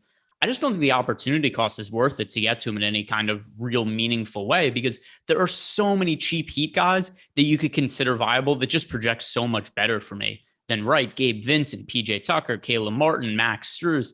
So to me, it's not a swap I would make. Yeah, I'm excited to get your Collins take. We'll get to that one here in a second, but we got a badge. I love seeing the badges. The Real Jedin, member for 13 months. That's beautiful stuff. Bane or Hero? If Hero is your third or fourth heat guy. So Bane or Hero, definitely going to be Hero for me if you're just talking straight up. Yep, Hero. Okay, cool. I think we're caught up. We move along. Talk to me about any other guards that you might be preferring here. I mean, we talked Wright. We've talked all of the heat value. Pretty clear cut that you're going to play some tons of Oladipo and Hero. Yeah, I mean, we've talked about most of the guys that I have like a heavy amount of exposure to. Anthony Edwards, I have in more than 10% of lineups, so I think I should mention him here. But once again, that's not a massive high priority play. And also, it's just so many of the good value plays on the Heat are guards with no Jimmy Butler, no Kyle Lowry in the picture. That, I mean, I start to look through my guard exposure, and it's, Trae Young, Chris Paul, Dillon Brooks, and then just a whole bunch of Heat guys. That's kind of where I'm at. Yep, same here. I'm also on the same page, and I think we're on the same page when we say you should all be subscribed to the Awesemo bets. So a number of things. Add Awesemo best bets. That's the handle. But we have the live before lock offer now going, where you can take those bets and put them to work at BetMGM. The no-brainer offer that we have going, $10 of any NBA playoff game tonight has a three-pointer hit, which is going to happen. Just throwing it out there, near 100%, beyond 100% certainty. Don't quote me on that, but a three-pointer gets made, you'll win $200 in free bets. Click the link in the video description below, or go to use LBL bets to claim your $200. So the description below, use code LBL bets. I believe it's awesemo.com/LBL bets as well. Correct, Jordan Klein?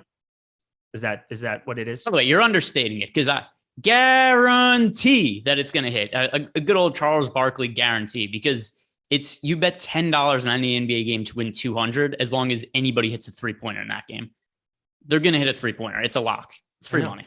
I said, that's what I said. I said over 100% certainty, but don't quote me on it, because I don't want people to think that I don't know that 101% is attainable. Okay, guaranteed. Yep. There we go. LBL if it doesn't win, Joey Corman will pay you.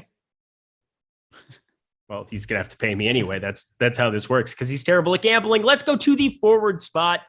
It's just that he bets with his heart. You gotta love that about the guy. He's got spirit. He tries his best. But we remove Jimmy Butler from the equation. At the top end of forward on DK, you have Brandon Ingram, you have Anthony Edwards, you have a number of these guys. But I want to specifically ask you tonight, CJ McCollum or Brandon Ingram, who do you have more of from the Pelicans? To be honest, I don't have either of them a whole bunch now, with all of the Heat news and just the ability to spend up for with the ability now to spend up for Chris Paul and for Trae Young without really too much issue. But of the two of them, at least and DraftKings is going to be different than FanDuel, but over on FanDuel, I find it hard to avoid CJ McCollum. DraftKings, a little bit less so. I don't think he's necessary. I do prefer McCollum because of the salary savings, but I don't think either of them are necessary plays, at least now with the amount of value we've had open up. Yeah, I think Anthony Edwards is a guy you should be playing lots of, I think, at the top end. 8K on DraftKings. I think Ingram's solid, 8,900, but I'm basically getting 8K for a guy that I'm projecting about identically. And you both play him at the small forward spot, which is different than all of these guard values we have from the Heat. And I just think it's such an easy plug and play for me. So Anthony Edwards, I'm in love with tonight. Are you on board with that play at all? I mean, I talked about him when we were at guard in terms of he's somebody I have double digit exposure to, but let's see, what's the most recent ownership for him? We have Edwards projected for 37% ownership on FanDuel, DraftKings 20. I'm underweight to the field on him. Okay. He's really, really popular. Yeah, he's popular, but again, it's just so easy to land on those small forwards. So I think instinctively people are playing a lot more of those guys. And that makes kind of this mid-range. I'm curious where you're going to land on in the mid-range of forward here before we talk about PJ Tucker and these cave dwellers at the bottom. But we've got these Atlanta guys now that kind of had joined the Memphis guys. Jaren Jackson Jr., Brandon Clark, Dillon Brooks, been very, very popular throughout the entire playoffs. I don't really find myself landing on Jaren Jackson Jr. anymore because he's just been playing limited minutes here, even in a starting role, partially because of foul trouble. But Brandon Clark, also kind of unnecessary to me on this slate. Dillon Brooks, kind of the guy that's kind of I'm landing on by default. Talk to me about 5-6K range. Anybody that stands out to you whatsoever? Let's see. So the 5 to 6K range of forward. By the way, we're getting questions I think are pretty valid about a contrarian option in our Discord channel.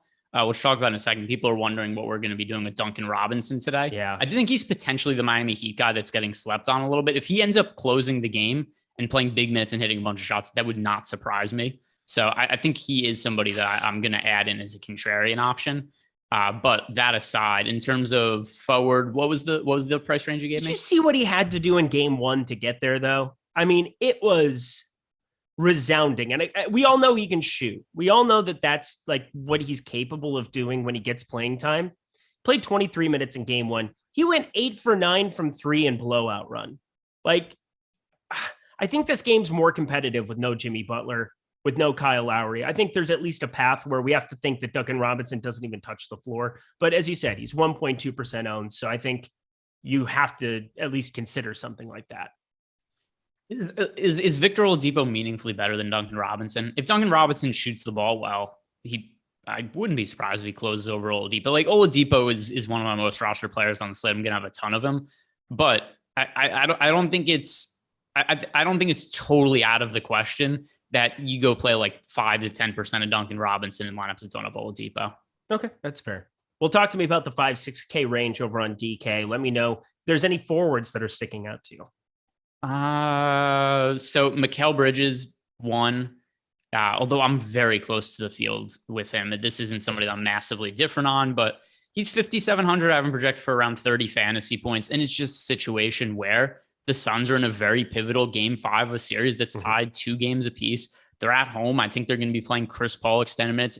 Bridges the last 3 games, 40 minutes, and 41 minutes. So he seems like a safe bet to play 40 plus. And in those kind of minutes, I think there's a really high floor and there's potential for a ceiling as well. So he's somebody that makes it into my player pool. We talked about Dylan Brooks at guard. He also has forward eligibility. So he's another guy that falls into the mix. There's nobody else in that price range, though, that I really find to be a priority. Okay.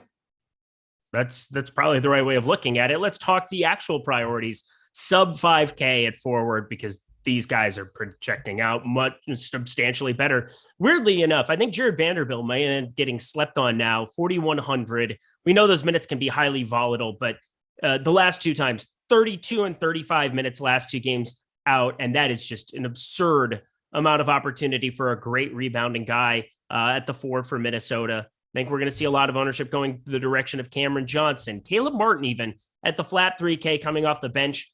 11.5% ownership. So I think people were maybe assuming he was going to be the starter there. We've seen it go from 27 to 11%. That might make him a contrarian guy. Feel a little bit more comfortable that he might play more minutes than a guy like Duncan Robinson. So I'm more willing to take that shot. Who are the sub 5K forwards you were landing on the most for this slate, Greg? Yeah, so I just updated my lineups to get to not a lot, but I'm playing 5% Duncan Robinson now. I wasn't really on him before then, but I thought once again, people talking about it in our Discord channel and just paying attention to that. I was thinking like, that does make sense playing some Duncan Robinson because there's a whole bunch of who the hell is not that Victor Oladipo is a who the hell is this guy, but he was a DNP coach's decision to start the series, and now all of a sudden he's starting. So I do think that it's warranted once again to get some of Duncan Robinson, but Caleb Martin, I'm with you also. I think that at least for DraftKings purposes, he's a good punt play.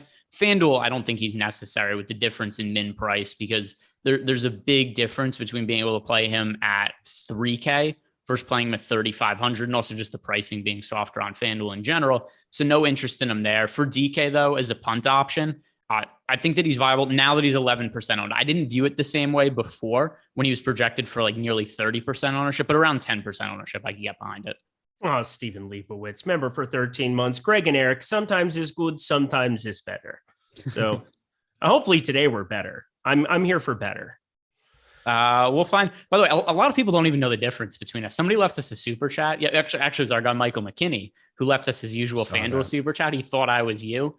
Never have I felt more offended in my entire life. Same thing also. Somebody on Twitter was on Sunday. I don't do Sunday, the only day off. I do a lot of shows 6 days a week. Sunday's my only day off. I don't know what was said on Sunday, but I was getting blamed for this guy playing somebody in his lineup on Sunday. I was like, I didn't do any shows today. I was out living my life. But yeah, there's a lot of people who don't know the difference between us, Eric. Well, I don't know what I did wrong Sunday. I did pretty good on Sunday, I think.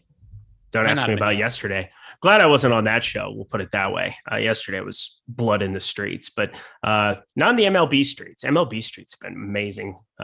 Finishing up, did we get all the lineups? I think we did for the most part. Yeah, cool. Good to know. Don't have to worry about that anymore. Talks about some of these punts down here, sub 5K. You kind of went on your tangent there. How do you feel about these low 5K guys or sub 5K guys? Yeah, so in terms of sub 5K, Jared Vanderbilt, I'm surprised he's not more popular once again. I think he's been overlooked a little bit by the field, just considering the kind of role we've seen him play for the for Minnesota in the playoffs. 23% ownership on DraftKings. I understand that a lot of value is opened up and that he maybe isn't as imperative as he was earlier in the day, but he's starting a forward. He's also playing some backup center minutes, and he's not a terrible fantasy producer. So Jared Vanderbilt, I think, should be probably closer to 30% owned or so when you consider the last 2 games. He's played 32 and 35 minutes. If we're expecting to play over 30 minutes, I'm expecting upwards of, mid to high 20s fantasy points, really good value at his price point. So not totally unowned, but I do think he's underowned. I'm with you. So glad we're on board with him. I'm updating all my stuff. Last guy, did we talk about John Collins yet? I don't think we've talked about John Collins. What? I didn't say anything. I thought you were going to make a point about John Collins. No, I just want to know your take on John Collins. I'm scared that I'm going to get to too much of him right now. I have too much of him right now. Please talk me off the ledge. Well, Clint Capella is back. And sure is. If you go back and look at the way that the Hawks handled John Collins' minutes the last time we saw Clint Capella active, he just wasn't playing a massive amount of minutes. He was playing big man minutes. Then there was Capella playing big man minutes. And there was also a Kongu in the picture. I don't think a Kongu is going to fall out. So it's hard for me to project Collins to go out and play north of 30 minutes, especially when you look at his playing time the last couple of games. He played 29 minutes in a start in game 2 when you and I were both on him. And you just thought from there, like, okay, now his minutes are going to go to the moon. He's totally unrestricted. Then he plays 24 minutes in game 3 and 22 in game 2. And now we're adding somebody has to compete with minutes into the picture. Like it's hard for me to expect much more than say like 26 minutes from him. Okay. That's kind of what I wanted to get, where he's the big difference is just how much cheaper he is relative to some of those times where he was mid 6K and now he's just not even remotely close to that. So glad I'm just going to put a cap on him because I don't know what else to do here in this. I think we got so lucky when we played a bunch of him that game. Oh yeah. And we luck boxed. But why would he play so much less? Why would he get so many less minutes in the next couple of games? And now, like I said, Capella's in the mix. So whatever, if you have some tournament exposure to him, all well and good, but I don't think he should be a primary option. Darren Unger, $1.99. Can you rank the 4,900 to 4,600 FanDuel power forward plays? So power forward, 4,900 to 4,600, very specific things. So for those playing along at home, we got Jay Crowder, Herbert Jones, Kevin Huerter, John Collins is 4,800. That's what I'm talking about. Gabe Vincent. I'm just looking power forward. Sorry. Let's see. PJ Tucker, DeAndre Hunter. So that's kind of the range, 4,900 to 4,600. Talk to me through it, Greg. All right. So number 1 for me is, and by the way, when it comes to guys like Kyle Anderson and some of the other big men that have soaked up minutes for the Grizzlies, they do something different every single day. I have no clue what to ever expect from these guys. But as for right now, Jay Crowder 1 for me, Herbert Jones 2, John Collins 3, PJ Tucker 4, Kyle Anderson 5. Sounds good to me. I didn't hear all of it because my filler arc is back for more, $4.99. Will Nance make them dance today? Or should I go Crowder? I think Crowder is the word. Yeah. I don't like Crowder all that much either, but I like him more than Nance. Demetrius Johnson, $1.99. Appreciate you. Any Capella love? Chance he gets more minute on DK. We'll talk about him at center, but give him a sneak preview of how you feel about Capella. Chance he gets more. Well, he's going to get the same amount of minutes on DraftKings that he gets on FanDuel. I feel pretty good about that. I'm not exactly sure what he means by chance he gets more minutes on DK. But either way, he's coming back from an extended layoff, the knee injury, where he basically committed a flagrant foul. It didn't get called a flagrant foul because he hurt himself on it, and I think the ref felt bad. But it's hard for me to imagine that Capella just goes right out there and plays like 30 plus minutes. So not somebody I'm getting to. Vindicated. I am selfish. I am wrong. That's Spider-Man. It's ironic. Oh, that's full circle. Yeah, that's the new Jordan action figure. Oh, wonderful. Let's go, team. Anything else for you from forward? I think we've done a pretty good job of wrapping it up. I kind of want to just address our lineups as we have them done. We have to do center, of course, but we'll kind of round it all together at the end of this, mainly because that first game is just so important. We have a bunch of questions in Discord channel. Some of them are related to forward, so I think we could hit on some of those. Although this is a guard question, but one that we talked about a little bit at the top, but it was a while ago I mentioned it. But JEW saying any love for DeLon Wright for DK single entry with Bogdan out. It's more of a large field tournament play for me. I think there's much better value options than Wright for single entry. That's a no for me. Yeah, it's probably going to be a no for me too. I'm looking through. I have 210 lineups on DK, so I'm obviously going to get to some DeLon Wright, but 3% is not a lot of DeLon Wright. And the next super chat here from Mr. Moneybags, Vanderbilt versus Tucker, DKGPP, already running 3 Heat players. Who do you prefer? I prefer Vanderbilt to Tucker anyway. I prefer Vanderbilt to Tucker as well. That's just like by a substantial margin if they're going to be owned about the same. That's for sure. Was that premium Discord as well? Just keeping track of everything. Let's see. And next that one wasn't a super chat, was it? What? No. These are just Discord. The premium. So you've got Discord. I can't do both at the iPad here. I'd have to pull it out. All good. From Joey with a lightning bolt. Joey lightning bolt, not Joey Corman. Because actually maybe it is a Gabe Vincent related question, which is pretty funny. I love it. But from Joey lightning bolt, Kayla Martin and Jonas Valanciunas, or Gabe Vincent and Jaren Jackson Jr. You know what's funny? I rarely project for foul trouble, but how the hell do you project Jaren Jackson Jr. to play extended minutes in this series? Like, because it's all right. Let's see his minutes per game. I mean, I haven't projected sub 24 minutes in like the last 3, right? Or the last 2 for sure. 24 or less minutes in 3 of 4 games this series. Not ideal. Also, for me, the major concern is like he's just not going to see that much of a usage rate alongside Ja Morant, Dylan Brooks, Desmond Bane. Sub 15%, sub 20% the last 2 games. He's had, if you could go back to game 1, at least he was putting up 13 shots a game there, but he's just been so limited by foul trouble. I'm with you. It's really hard to get there. So anyway, for me, I'm going to prefer Kayla Martin and Valanciunas to Gabe Vincent and Jaren Jackson Jr. It's really hard to project. And there's going to be a game where Triple J goes out and just breaks the slate and scores like 40 something fantasy points or more in the playoffs. Mm-hmm. But I just can't be on him every game. He's played here his foul situation in the games this series. So game 1, he plays 24 minutes, gets 5 personal fouls, blocks 7 shots. So gets there from that. Game 2, he plays 27 minutes with 4 personal fouls. Game 3, 21 minutes, 5 personal fouls. Then last game 4, he fouls out in 23 minutes. I just can't confidently project him for over 30. Did you play him at all as a contrarian option? Jaren Jackson Jr. No, I did not. Okay. I just next. I just think there's so many good contrarian options that why play the guy with the most uncertainty around him who's still going to be owned. Yep, fair enough. And I know that there's Ben upside and there's block upside. I think if I were to play him anywhere, I'd play him on Well, let me see if I end up with any on DK. I got to finish all of this stuff here and we'll move on from it. But like, it's just such an uncomfortable feeling to be rostering him at this point of the series. Yeah, I have 2% of him on DK. It for whatever reason, I think a lot of it has to do with Steven Adams being unplayable in this series. But I think just the fact that Jaren Jackson Jr.'s had to get matched up against Cat, it seems like he just can't guard Cat without fouling, and it's been problematic. So not a priority for me. Super chat from not super chat. Premium Discord question from Governaut. Hunter or Strus on DK for the last guy in a GPP? I'm pretty sure that's Strus for me. Yeah, it's Strus, and I've liked Hunter on a lot of slates. He's just been a source of value. He was like 4,300 on the last FanDuel slate. And that was it was shocking to me that he was around 20% at that number. And then he goes out and scores 11 points in the first 4 minutes of the game.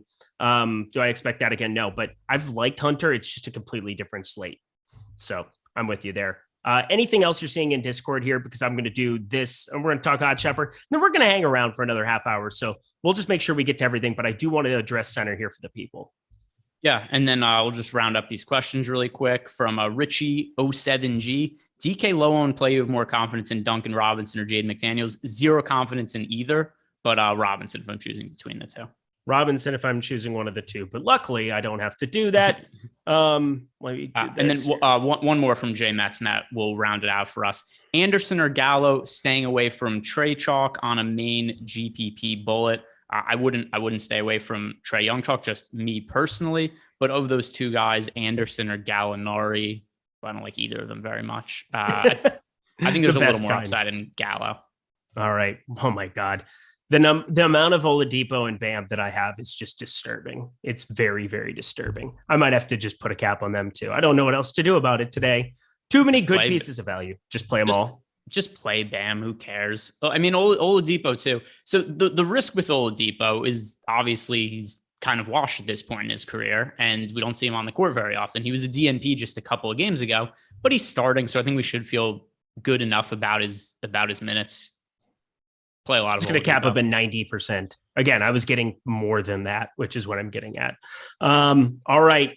Oddsshopper, best place to go find your bets in 30 seconds or less. Things are updating all the time on this slate. It's been a fun slate. It feels like the end of the season, right? It's end of the regular season again, with pieces of news to update, but also Oddsshopper updates in real time to the Awesemo projections, which makes it one of the best places you could possibly go, the best place you can possibly go to find great bets, great opportunities that help you update in real time. John Collins, over 6.5 rebounds. We're both uncomfortable at John Collins, but 68% win percentage, 41% expected ROI. These are phenomenal numbers. It took me all of 0.3 seconds to just pull up the NBA bets, sort by best projected ROI, and find amazing values for today's slate. I see John Morant sitting there with under 8.5 assists, 7.5 being his projection. There's plus 120 attached to that at a book. It tells you directly where to go, where to shop for your odds, best book to go to. You can simply go to that book, bet it, and you know that you're getting it in good with the best team in the industry, Alex Baker, Steve Buzzard, Eddie Lai, everybody behind the scenes that are updating things here at Awesemo. Use it to identify the best bets you possibly can.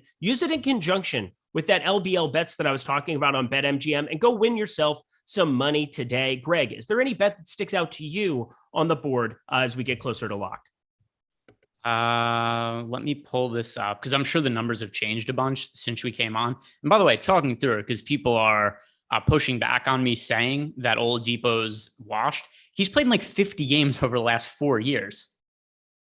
It's if you have only been able to be on the court for that amount of time over a long stretch period, like that's washed to me. What degree of confidence do you have he's going to play a full season next year? It should be low. If you're really confident he plays like 70 plus games, so be it. But I don't see that being something people just like Oladipo. They just like him. I like Oladipo too. Yeah. But I don't think he could stay healthy at this point in his career. And he hasn't been great when he's been on the court. For fantasy, once again, it doesn't matter for tonight's slate. He's one of the best plays of the night. But the last few years, he's been hurt and he hasn't played well when he's been on the court. As for bets for tonight, Patrick Beverley is plus money for over 4.5 rebounds. And he's playing so many minutes as late. I think earlier in the day, actually, this number on Prize Picks was 3.5, if I remember correctly, when I recorded my props video. So now, obviously, on other sports books, it's a lot higher. But I have Patrick Beverley projected around 5 rebounds, just that you're getting over 4.5 rebounds at plus money. If you look over on Oddsshopper, it's projected to win 64% of the time, 33% expected ROI. So I think that's a number to get behind. Love it. Welcome, everybody, to Oddsshopper. Come check it out. The water's warm here. You'll enjoy it. 5 minutes to go, Greg, here before lock. Let's talk some centers. I'm getting to tons of Karl Anthony Towns. When you have a spend up there at center, and you can play 2 of them, where I don't have to choose between him and Bam, and hell, I don't have to on FanDuel either because they both have power forward eligibility, I'm going to get to lots of them. Is Karl Anthony Towns somebody who's showing up in a lot of your lineups? Yeah, and there's only 2 centers I'm getting to a lot. Bam Adebayo, Karl Anthony Towns. I don't really see a need to roster any other center at like a really high rate. DeAndre Ayton? He's your boy. I thought he was. I thought he was your boy once upon a time. I like Ayton. You know what? Actually, so this tie into something else because we have partnership with Underdog now. Also, I did a bunch of Underdog drafts, and my teams are going to get screwed for the dumbest reason. As you know, I'm very high on the Celtics this year. Yes, you are. So I loaded up on the Celtics in drafts because they swept in the first round. Almost none of my teams are going to get through. It was too easy for them. Didn't play enough games. That's so brutal. Oh my God. See, that's not fun.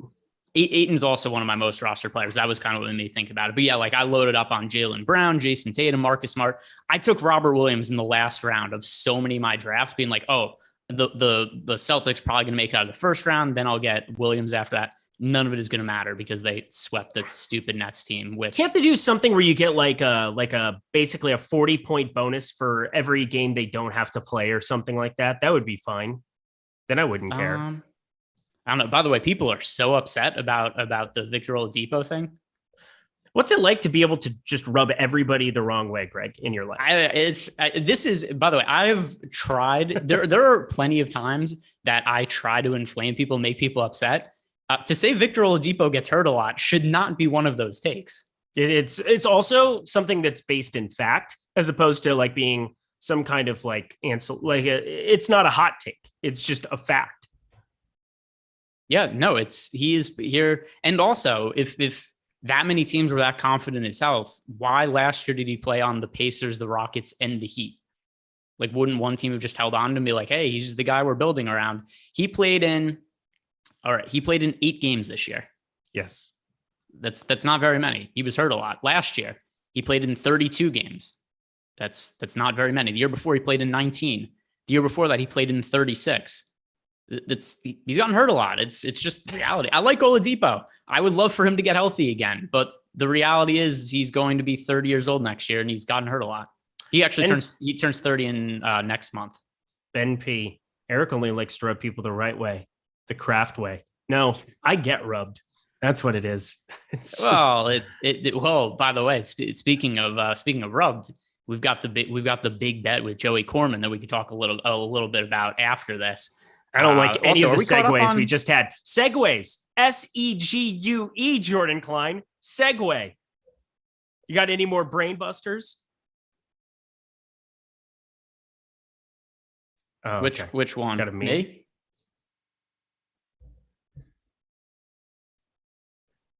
I thought it was Blender. When I heard that, I heard Blender first, or Bender. It's my Blender. It's not very good. By the way, also, here's the other thing. I'm playing a lot of Oladipo today. Oladipo is my second most rostered player on the slate behind Bam Adebayo. Yep. I'm just saying he's gotten hurt a lot recently. It's unrelated to DFS. It's truly just people looking for a gripe. Oh my goodness. Awesemo free bet. Don't forget about this. It's 3:59. You're going to have another 10 minutes till at the end of this. And plus, you don't want to go anywhere. Smash the like button. Stick around. With Sweat Live. Plus, we have games just starting right away here again. So you don't really want to go anywhere. We're going to be talking through everything you need to know if there's anything that happens in the first 30 minutes before the Minnesota-Memphis game. If we need to react to anything in our lineups, if Oladipo gets hurt, if something, God forbid, bad happens to Gabe Vincent, we'll be here to cover it for you and be able to cover what you need to do for your lineups. So you want to hang out. But Awesemo Best Bets. At Awesemo Best Bets is the Twitter handle that you want to go check out.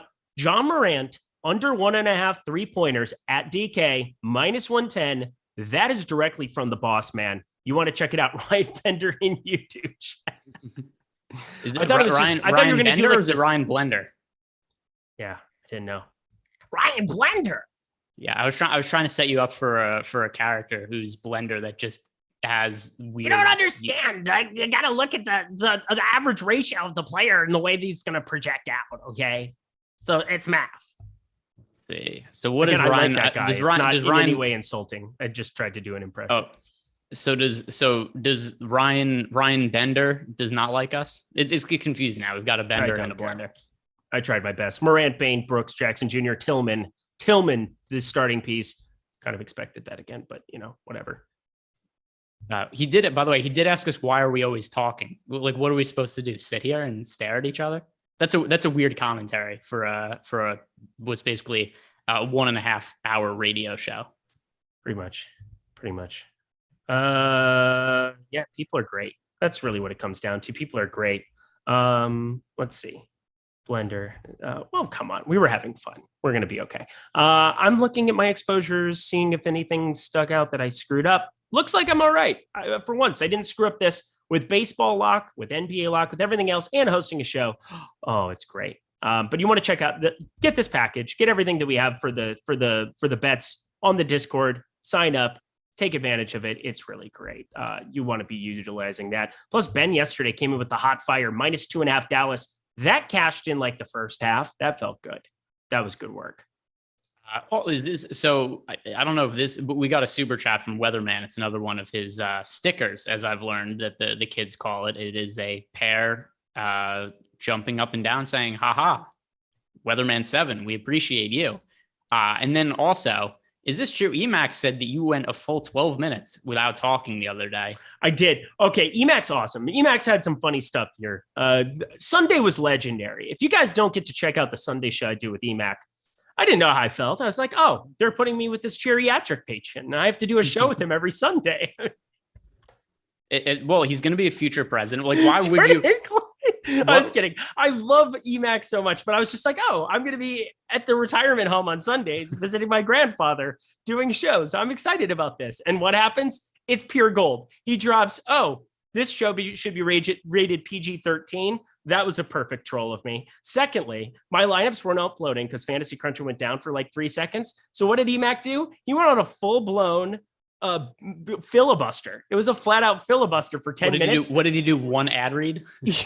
Well, he did insult the chat and said, if you guys don't ask better questions or something like that, that there was going to be, he was going to have to do an ad read. And he's like, oh, we didn't hit enough likes. I have to do this ad read. And everybody went, oh, and he did the ad read. But Emac, you are so loved. Emac 2024. Absolutely. I have my Emac shirt that, as people know, because I posted on Twitter, I wear my Emac 2020, my Emac 2024 shirt out in public. I go wear it. If I go out for the weekends, I wear it and I explain to people and they ask me who Emac is and why I'm voting for him for president in 2024. And guess what? He's going to get some write-in votes, specifically from me. Eric sat there without saying a single word for 12 minutes. That is a fact. That's what happened. You're the best, Emac. You are so loved. Weatherman 7, ha, ha, ha, with the pair sticker, the best. You were so great. Tillman started last game. We're not looking at anything different. His role is still going to be 16 minutes and go and sit down, right? I mean, maybe. I think the Memphis Grizzlies front court is next to impossible to project. Could he play more minutes this game? Yes, but him starting is not notable because he started last game. And I think trying to figure out what's going to happen with these sentiments, and maybe Jaren Jackson Jr. only picks up 4 personal fouls today and he's able to play 28 minutes. That would throw a whole nother monkey wrench into the situation. But yeah, they're playing Tillman minutes. They're playing Kyle Anderson minutes. They're playing Brandon Clark minutes. They're playing Jaren Jackson Jr. minutes until he gets into foul trouble. It is almost impossible to predict what's going to happen in the front court. If you tell me you're taking any shots on these guys in tournaments, that's fine with me. I think that all of them are viable. I think it's a mistake to overinvest in them, though, because it's so much volatility and just who knows who the guy is going to be on any one given night. Andy C 903. I faded Oladipo in all lineups. Hopefully you made one, and hopefully it was for $1. That's what I'm saying. You know what's also funny? So when people were getting upset about me talking about Oladipo getting hurt a lot, then people were posting that they didn't even play him anyway, and I'm playing him in like the majority of my lineups. It's irony. DFS and then being good at sports are two different things sometimes. Andre Drummond. Oh my God, Andre Drummond was the missing piece. Didn't he play like one rotation yesterday? He had like 0.5 fantasy points and he was 12% owned for some godforsaken reason. He played 3 minutes. Okay. He had 1 rebound and a turnover, never came back on the court again. I had 0%. It felt great. I should have had more Claxton than I did. And then Blake Griffin, of course, comes in because Nick Claxton goes over 10 from the line to start off the game. Oopsie. But I was over the field on Claxton. Just should have if I was that convinced that Drummond wasn't going to play, I should have just gone all in Claxton, but I didn't. So kind of a fool on me on that regard. And so, I mean, the other thing too, you look back at the trade that the Nets made. They traded James Harden to get 0 games out of Ben Simmons. They got Andre Drummond, who was, like a part-time center. And then they got Seth Curry, who was solid, good floor spacer. I think he added a dynamic to the team, but they would have been a lot better off with James Harden. Just unbelievable. It's really an unbelievable trade. Like in the history of the NBA, it's going to be rare to run into anything that ever mirrors that again, where it's 2 superstars and one has just this cloud about him from his time in Philly, injury history. But that if he's on the floor, that there's such a defensive presence that exists there. And again, I wanted to see him get foul and shoot free throws, like right from the get-go. Like that's what I wanted to see the most was game 4, hack a Ben Simmons and see what happens. I mean, I just wanted to see the Celtics win. So ultimately I didn't really care that much, but it's still it's such a weird, did you see the story today, by the way? No. He thinks his back injury is related to his mental health issues.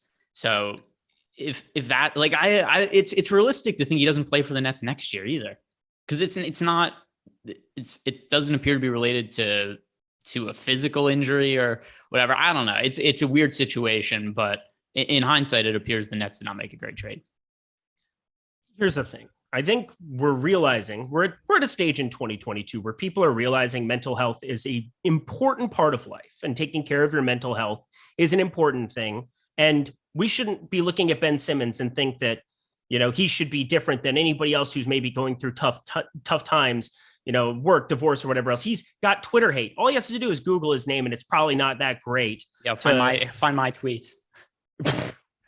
Specifically quotes up Greg Ehrenberg. You've had some good tweets lately. Go follow him at Ehrenberg DFS while you're at it. But I think we're at the point now too where it's like he would also have access to the best care out of anybody on planet Earth. You know what I mean? He's in the 0.0001% of people who has access to things that nobody else does too. So I think it works hand in hand. Hopefully he's all right. Eric's mental health, his YouTube chat's crack. Well, I get that. I can understand that. Congratulations. So one other thing, because people have been saying this too. I've had people on Twitter, and now I just saw somebody in YouTube chat say this also, that it was a bad trade for the 76ers and for the Nets. I don't understand how it's a bad trade for the 76ers. Even if they lose in the first round, they got James Harden for Seth Curry's a solid piece. But they traded Andre Drummond, who's a backup center that was never going to play a significant role behind Joel Embiid. And then they traded Ben Simmons, who wasn't playing for them anyway. So the opportunity cost was fairly low for the 76ers, regardless if they win or lose the series. It's a very good way of looking at it. Greg, it's like you're sharp. Let's use that sharpness. Let's put it to good use here. We had up on the screen a second ago. I saw Jordan Klein. I know he's doing his job over there. Best producer in the game named Jordan Klein. He brought up the live before lock bet offer of the day. Go over to BetMGM, go sign up, use LBL offer as the promo code. That will get you access to that free $200 of bets. Doesn't get any better or any easier than that to be able to get some skin in the game today and have access to the best projections. That is at Oddsshopper.com. So works hand in hand. Take advantage of that. You put $10 into the account. You win $200 if any NBA team hits a three-pointer. Throwing it out there, it's going to happen. 100% certainty. Greg Ehrenberg stamped approved at him on Twitter if there are cancellations of these games, which doesn't look like it's going to happen. If there are 0 threes hit in the game that you bet, Joey Corman will personally pay each and every one of you. Yes, he will. You heard that too. Them's the rules. Them's the rules, Joey Corman. Atlanta, Miami hasn't started, which means we're heading back over to the Oddsshopper board. Obviously, Miami and Atlanta is about to lock here, so we're kind of done with that one. But fortunately, you just click on Memphis and Minnesota, or you click on Phoenix and New Orleans. It'll show you the best props that you can get access to. One guy we didn't talk about today that I was anticipating talking about because he was a source of value for me at 8 a.m. this morning when I started looking at the slate. He is no more. Landry Shamet, over 1.5 rebounds. He's been playing a lot of minutes here for Phoenix. He's probably going to have to going forward here. Fits that shooting role off the bench that they're probably going to need alongside Cameron Johnson, who's been jumped into the starting lineup here. But Landry Shamet, over 1.5 rebounds, or is that plus 115? Is that a bet you can get behind the best projected one at a 30% expected ROI in that game? Let's see. So that number, let me refresh. My computer's being, what'd you say the number is? 1.5 rebounds plus 115. 1.5 rebounds for Landry Shamet. Damn it, Shamet, I love you. Right, if you get that reference, I will give you the world. Oh boy, I would really like the world. But I don't. I'll give you $100. 1, 2, 3. Nope, you didn't get $100. Sorry. I mean, I wasn't going to get it. Rocky Horror.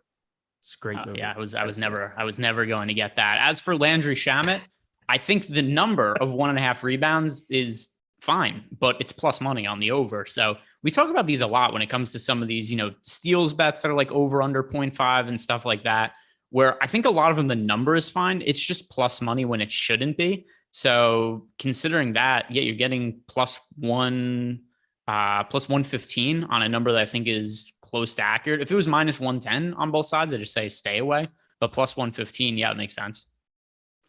Somebody made a 3. Kevin Huerter made a 3 right out of the gate. 3-0 Miami. First basket 3-pointer, Kevin Huerter. I know people are out there firing that one up every single time. Kevin Huerter 3-pointer had to have been long money. Want to know on the other side of that. Max Strus misses. PJ Tucker, first bucket for Miami. 2 points. Now going back the other direction. We get John Collins on the board right away. 2 points and a rebound. DeAndre Hunter rebounded an assist. Where's Trae Young? I need Trae Young in my life here. Let's go. Are you panicking? I am already. A minute and 30 seconds in, 0 counting stats. Panic ensues. Yeah, that's Gabe Vincent out there chucking up bricks. That's not great either. Washed. All right. How many fantasy points does Oladipo have so far? 0. 0. Yep. Start panicking. Panic. 0. None for Vincent. None for Oladipo.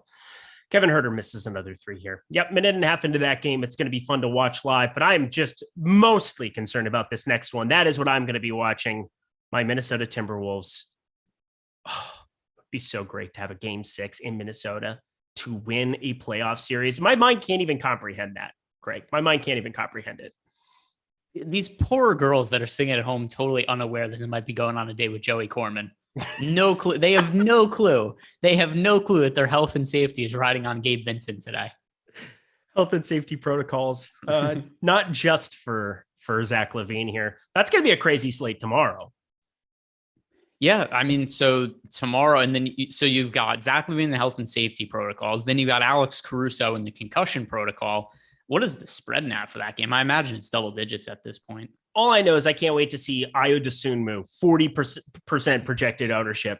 Javonte Green, 28% projected ownership. Like, just punch me in the face already. Here's what you like about the Bucks are favored by 12 points tomorrow. Here's what you like about Eric. We are 14 minutes after lock for tonight's slate.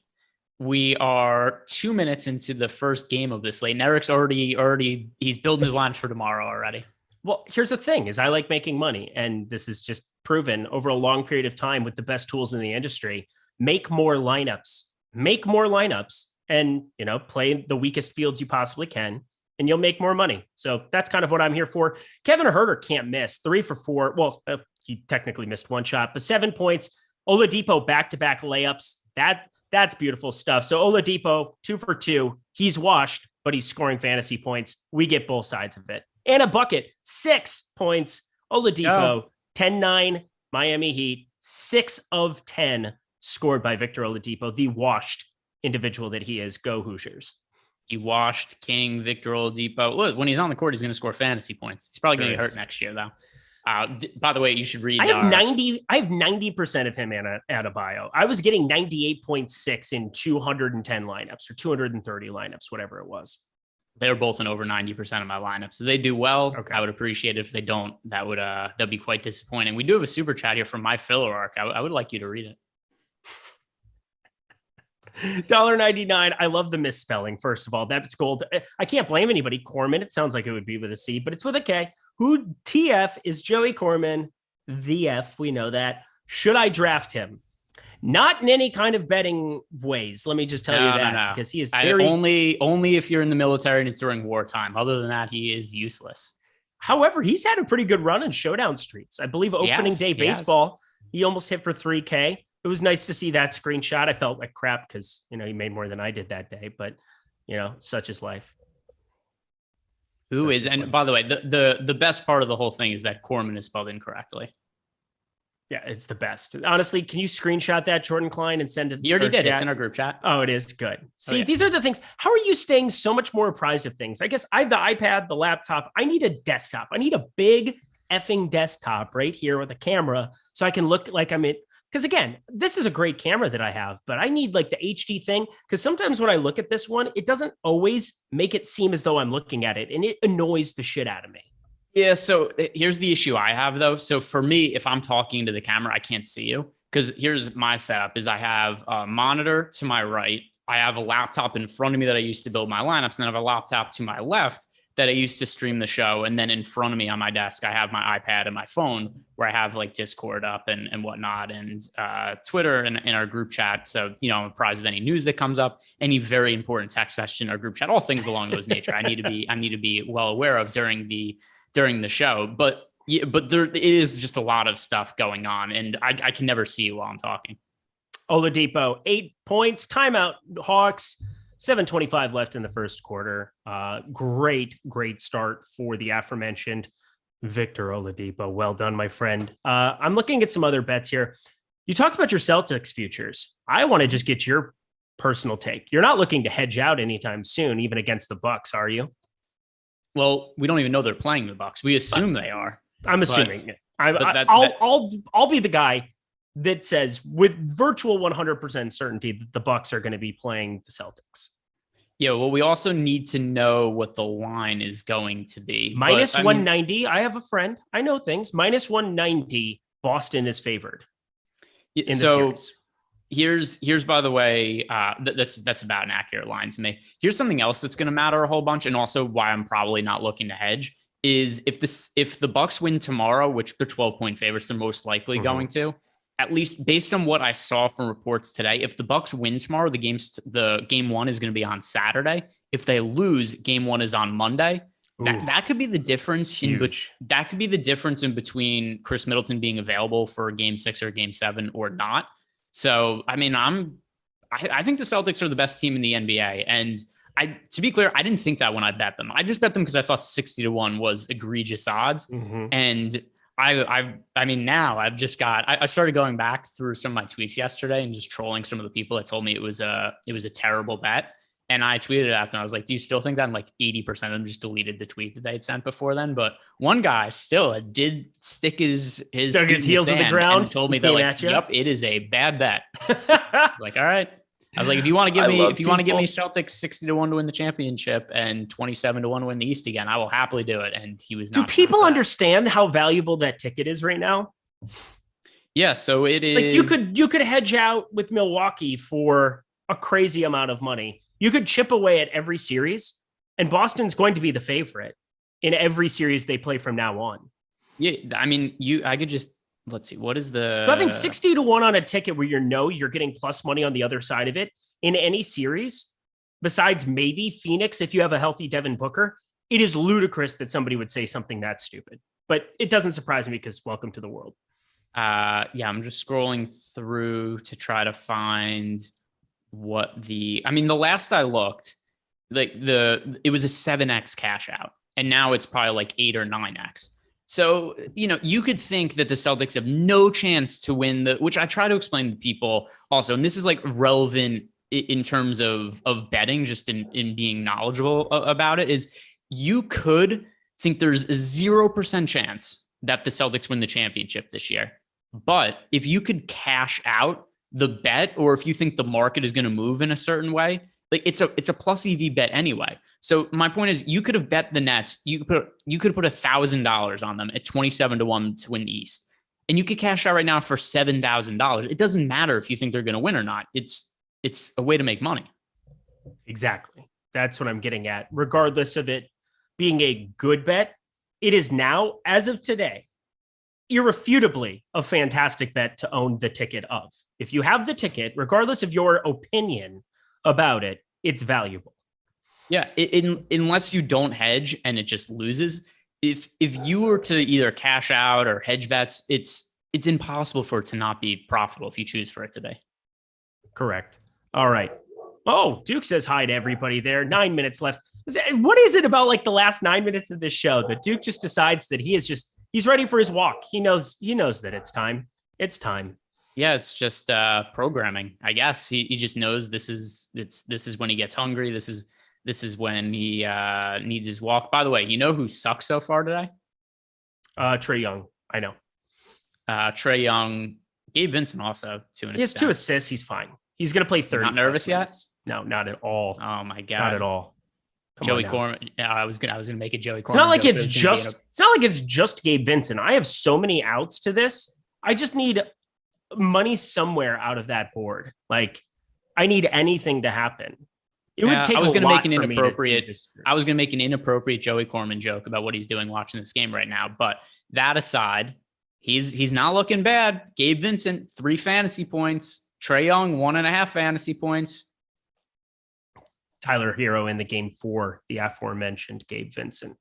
Here we go. Now his watch begins, especially with Oladipo, 8 points and a rebound to start off this game. If Oladipo plays 35 minutes and Vincent plays like 24, I'm going to lose my mind. I mean, that was also what I was going to play it because we were talking about it at the top. If Oladipo didn't start, I was going to play a lot of Gabe Vincent. Yep. Bam Adebayo rebound. He's now got 2 and 4. That's a decent enough start here for our boy Bam. Get that double bonus right out of the gate here on DraftKings.com. Lots of good things shall happen. I have some Vincent lineups. Yeah, we all have some Vincent lineups. I would hope you have exposure to a lot of guys from this game.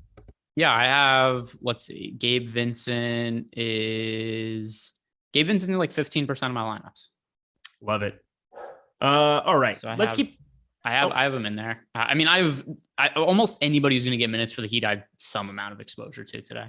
8 minutes to go here before the Memphis-Minnesota game. I want to touch base on this and go back to Oddsshopper, talk about a couple of the bets that exist on this board.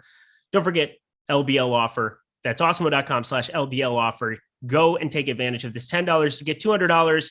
The automatic Joey Corman special, $10, win $200. If any team hits an NBA three-pointer tonight, that's going to happen.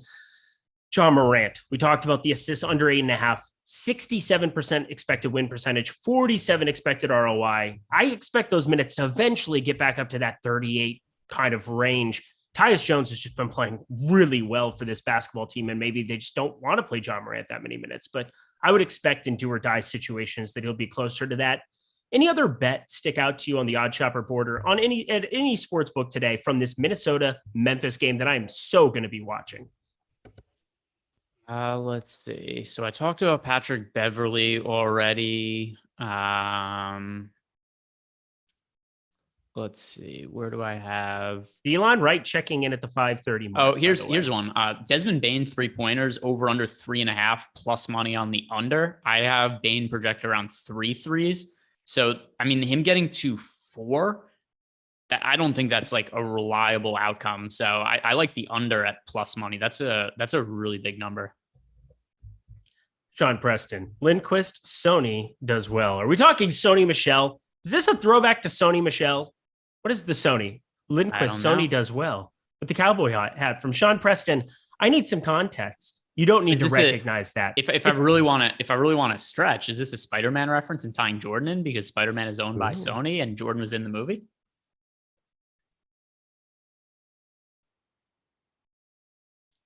That Sony does well. Like maybe getting a monitor for myself. I definitely need one. I definitely want one so I can get a better camera. And also so that I know when I'm looking at my camera that the camera is looking at me, because that is not the case with a Mac. For some reason, you look at it and I can't tell the direct line, and it changes depending on what program I'm in, from Zoom to FaceTime to something else. It will change. That was weird. Can you hear? You understand the glitches don't actually sound anything on YouTube. I've listened to it before. I think it's something just from the program or from my mic or something, but it doesn't audibly show up on YouTube. There's no way that, Jordan, is there any way that doesn't show up on YouTube? No, it doesn't. I've listened to it so many times to double check and make sure. Timestamp it, gentlemen. I mean, I'm not going to, but Jordan could. You glitched? Yes, they do. You guys can hear the glitch? Yeah, told you. It happens like 2 or 3 times a show. It's not a big deal, but Chris, damn it. No, you're on my side. Don't be on Jordan's side. Okay. No, but I'm going to get a new wire. There is no side. It's just, it did it or did it not happen. It's not a big deal. It clearly did, though. You're a time traveler. I am. How do you think I'm so good at DFS, everybody? Exactly. Eric has the most useless superpower ever. He has the ability to go back in time 0.5 seconds. Oh, no. Paul George got ruled out. I had no idea that was going to happen, but I need to send the people astray and let them know that I am not a time traveler. There we are. That bit went on too long is what that did. But Results right now. I'm starting to get a little nervous about Trae Young. I don't feel great about it, but Tyler Hero's out there starting to go. Bucket right off the bat. And as soon as you say that, Trae Young, bucket, good to get on the board. Thanks for showing up, young man. The thing is, how many minutes do you think Trae Young plays tonight? Like 44. Yeah, so we shouldn't be freaking out. Finally chucked up a 3 and didn't even remotely. Well, actually, he's attempted 3 of them. Oops, 0 for 3 from 3. He's going to be out chucking. He's got full reign to play 44 minutes tonight. So, this is the first 9 minutes of it. Trae Young foul, that's not great. That's the one thing that would really be bothersome, is have some issues there. Is Gabe Vincent coming back in the game? Sure is. Good to see him here. Came in for Victor Oladipo. Quick little 2-minute breather for our boy, the best player on the Heat, Gabe Vincent. That's a lie, but the foul trouble is also not going to matter at this point.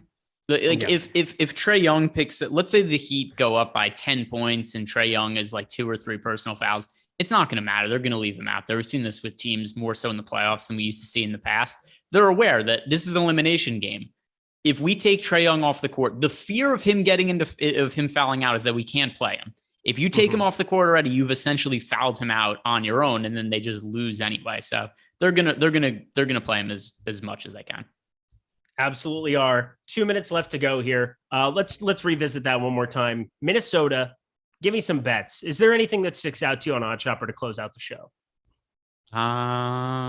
Minnesota and Memphis. The only 2 I really like, it's the Desmond Bane under 3.5 threes at plus money. And then we've got plus money on over 4.5 rebounds for Patrick Beverley. There's nothing else I'm really overly confident in. Jaren Jackson Jr. has some props that look good, but if he is just somewhat more reasonable with his foul trouble, then I don't think under 6.5 rebounds looks all that great. So I'm just going to stay away from that, or really any of the Memphis frontcourt guys, because the minutes are so difficult to predict. But nothing. Do you have anything else that you really like from a betting perspective for that game? Jordan Klein is just pissing me off today. He's just smirking and laughing. Glitch. Oh, it glitched and everybody heard it glitch. Well, it's because you were so confident that you listened back to the shows. I do. And I've never heard it before. I've gone back and listened because I'm like, oh, what does that glitch sound like live? And I've never heard it before. Otherwise, I would have done something about it, Greg. Well, I'm a professional-ish. Well, apparently you're hard of hearing though, because it clearly happens. It's very noticeable when it happens. The entire chat heard it. Jordan heard it. I heard it. Yep, Mike Lawrence heard it with it. Mike Lawrence heard it with his flapping ears. Oh my God.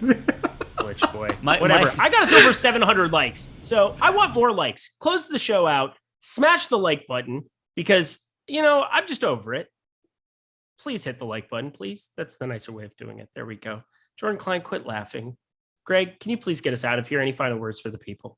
I mean, if you want me to sign it off, we could certainly do that. Like the video, subscribe to the YouTube channel, guys. And also, what's Eric? Eric is at Eric Lindquist on Twitter. Jordan Klein is at Jordan B. Klein on Twitter. Is it Jordan B. Klein or Jordan D. Klein? It's Jordan Incline. We're gone. I was going to close it out here, and then you just interrupted. The most important thing you guys can take away from the show is follow at Jordan D. Klein on Twitter. Also, follow at Eric Lindquist on Twitter and let him know you heard the glitch. Other than that, good luck today, guys. We'll see you tomorrow.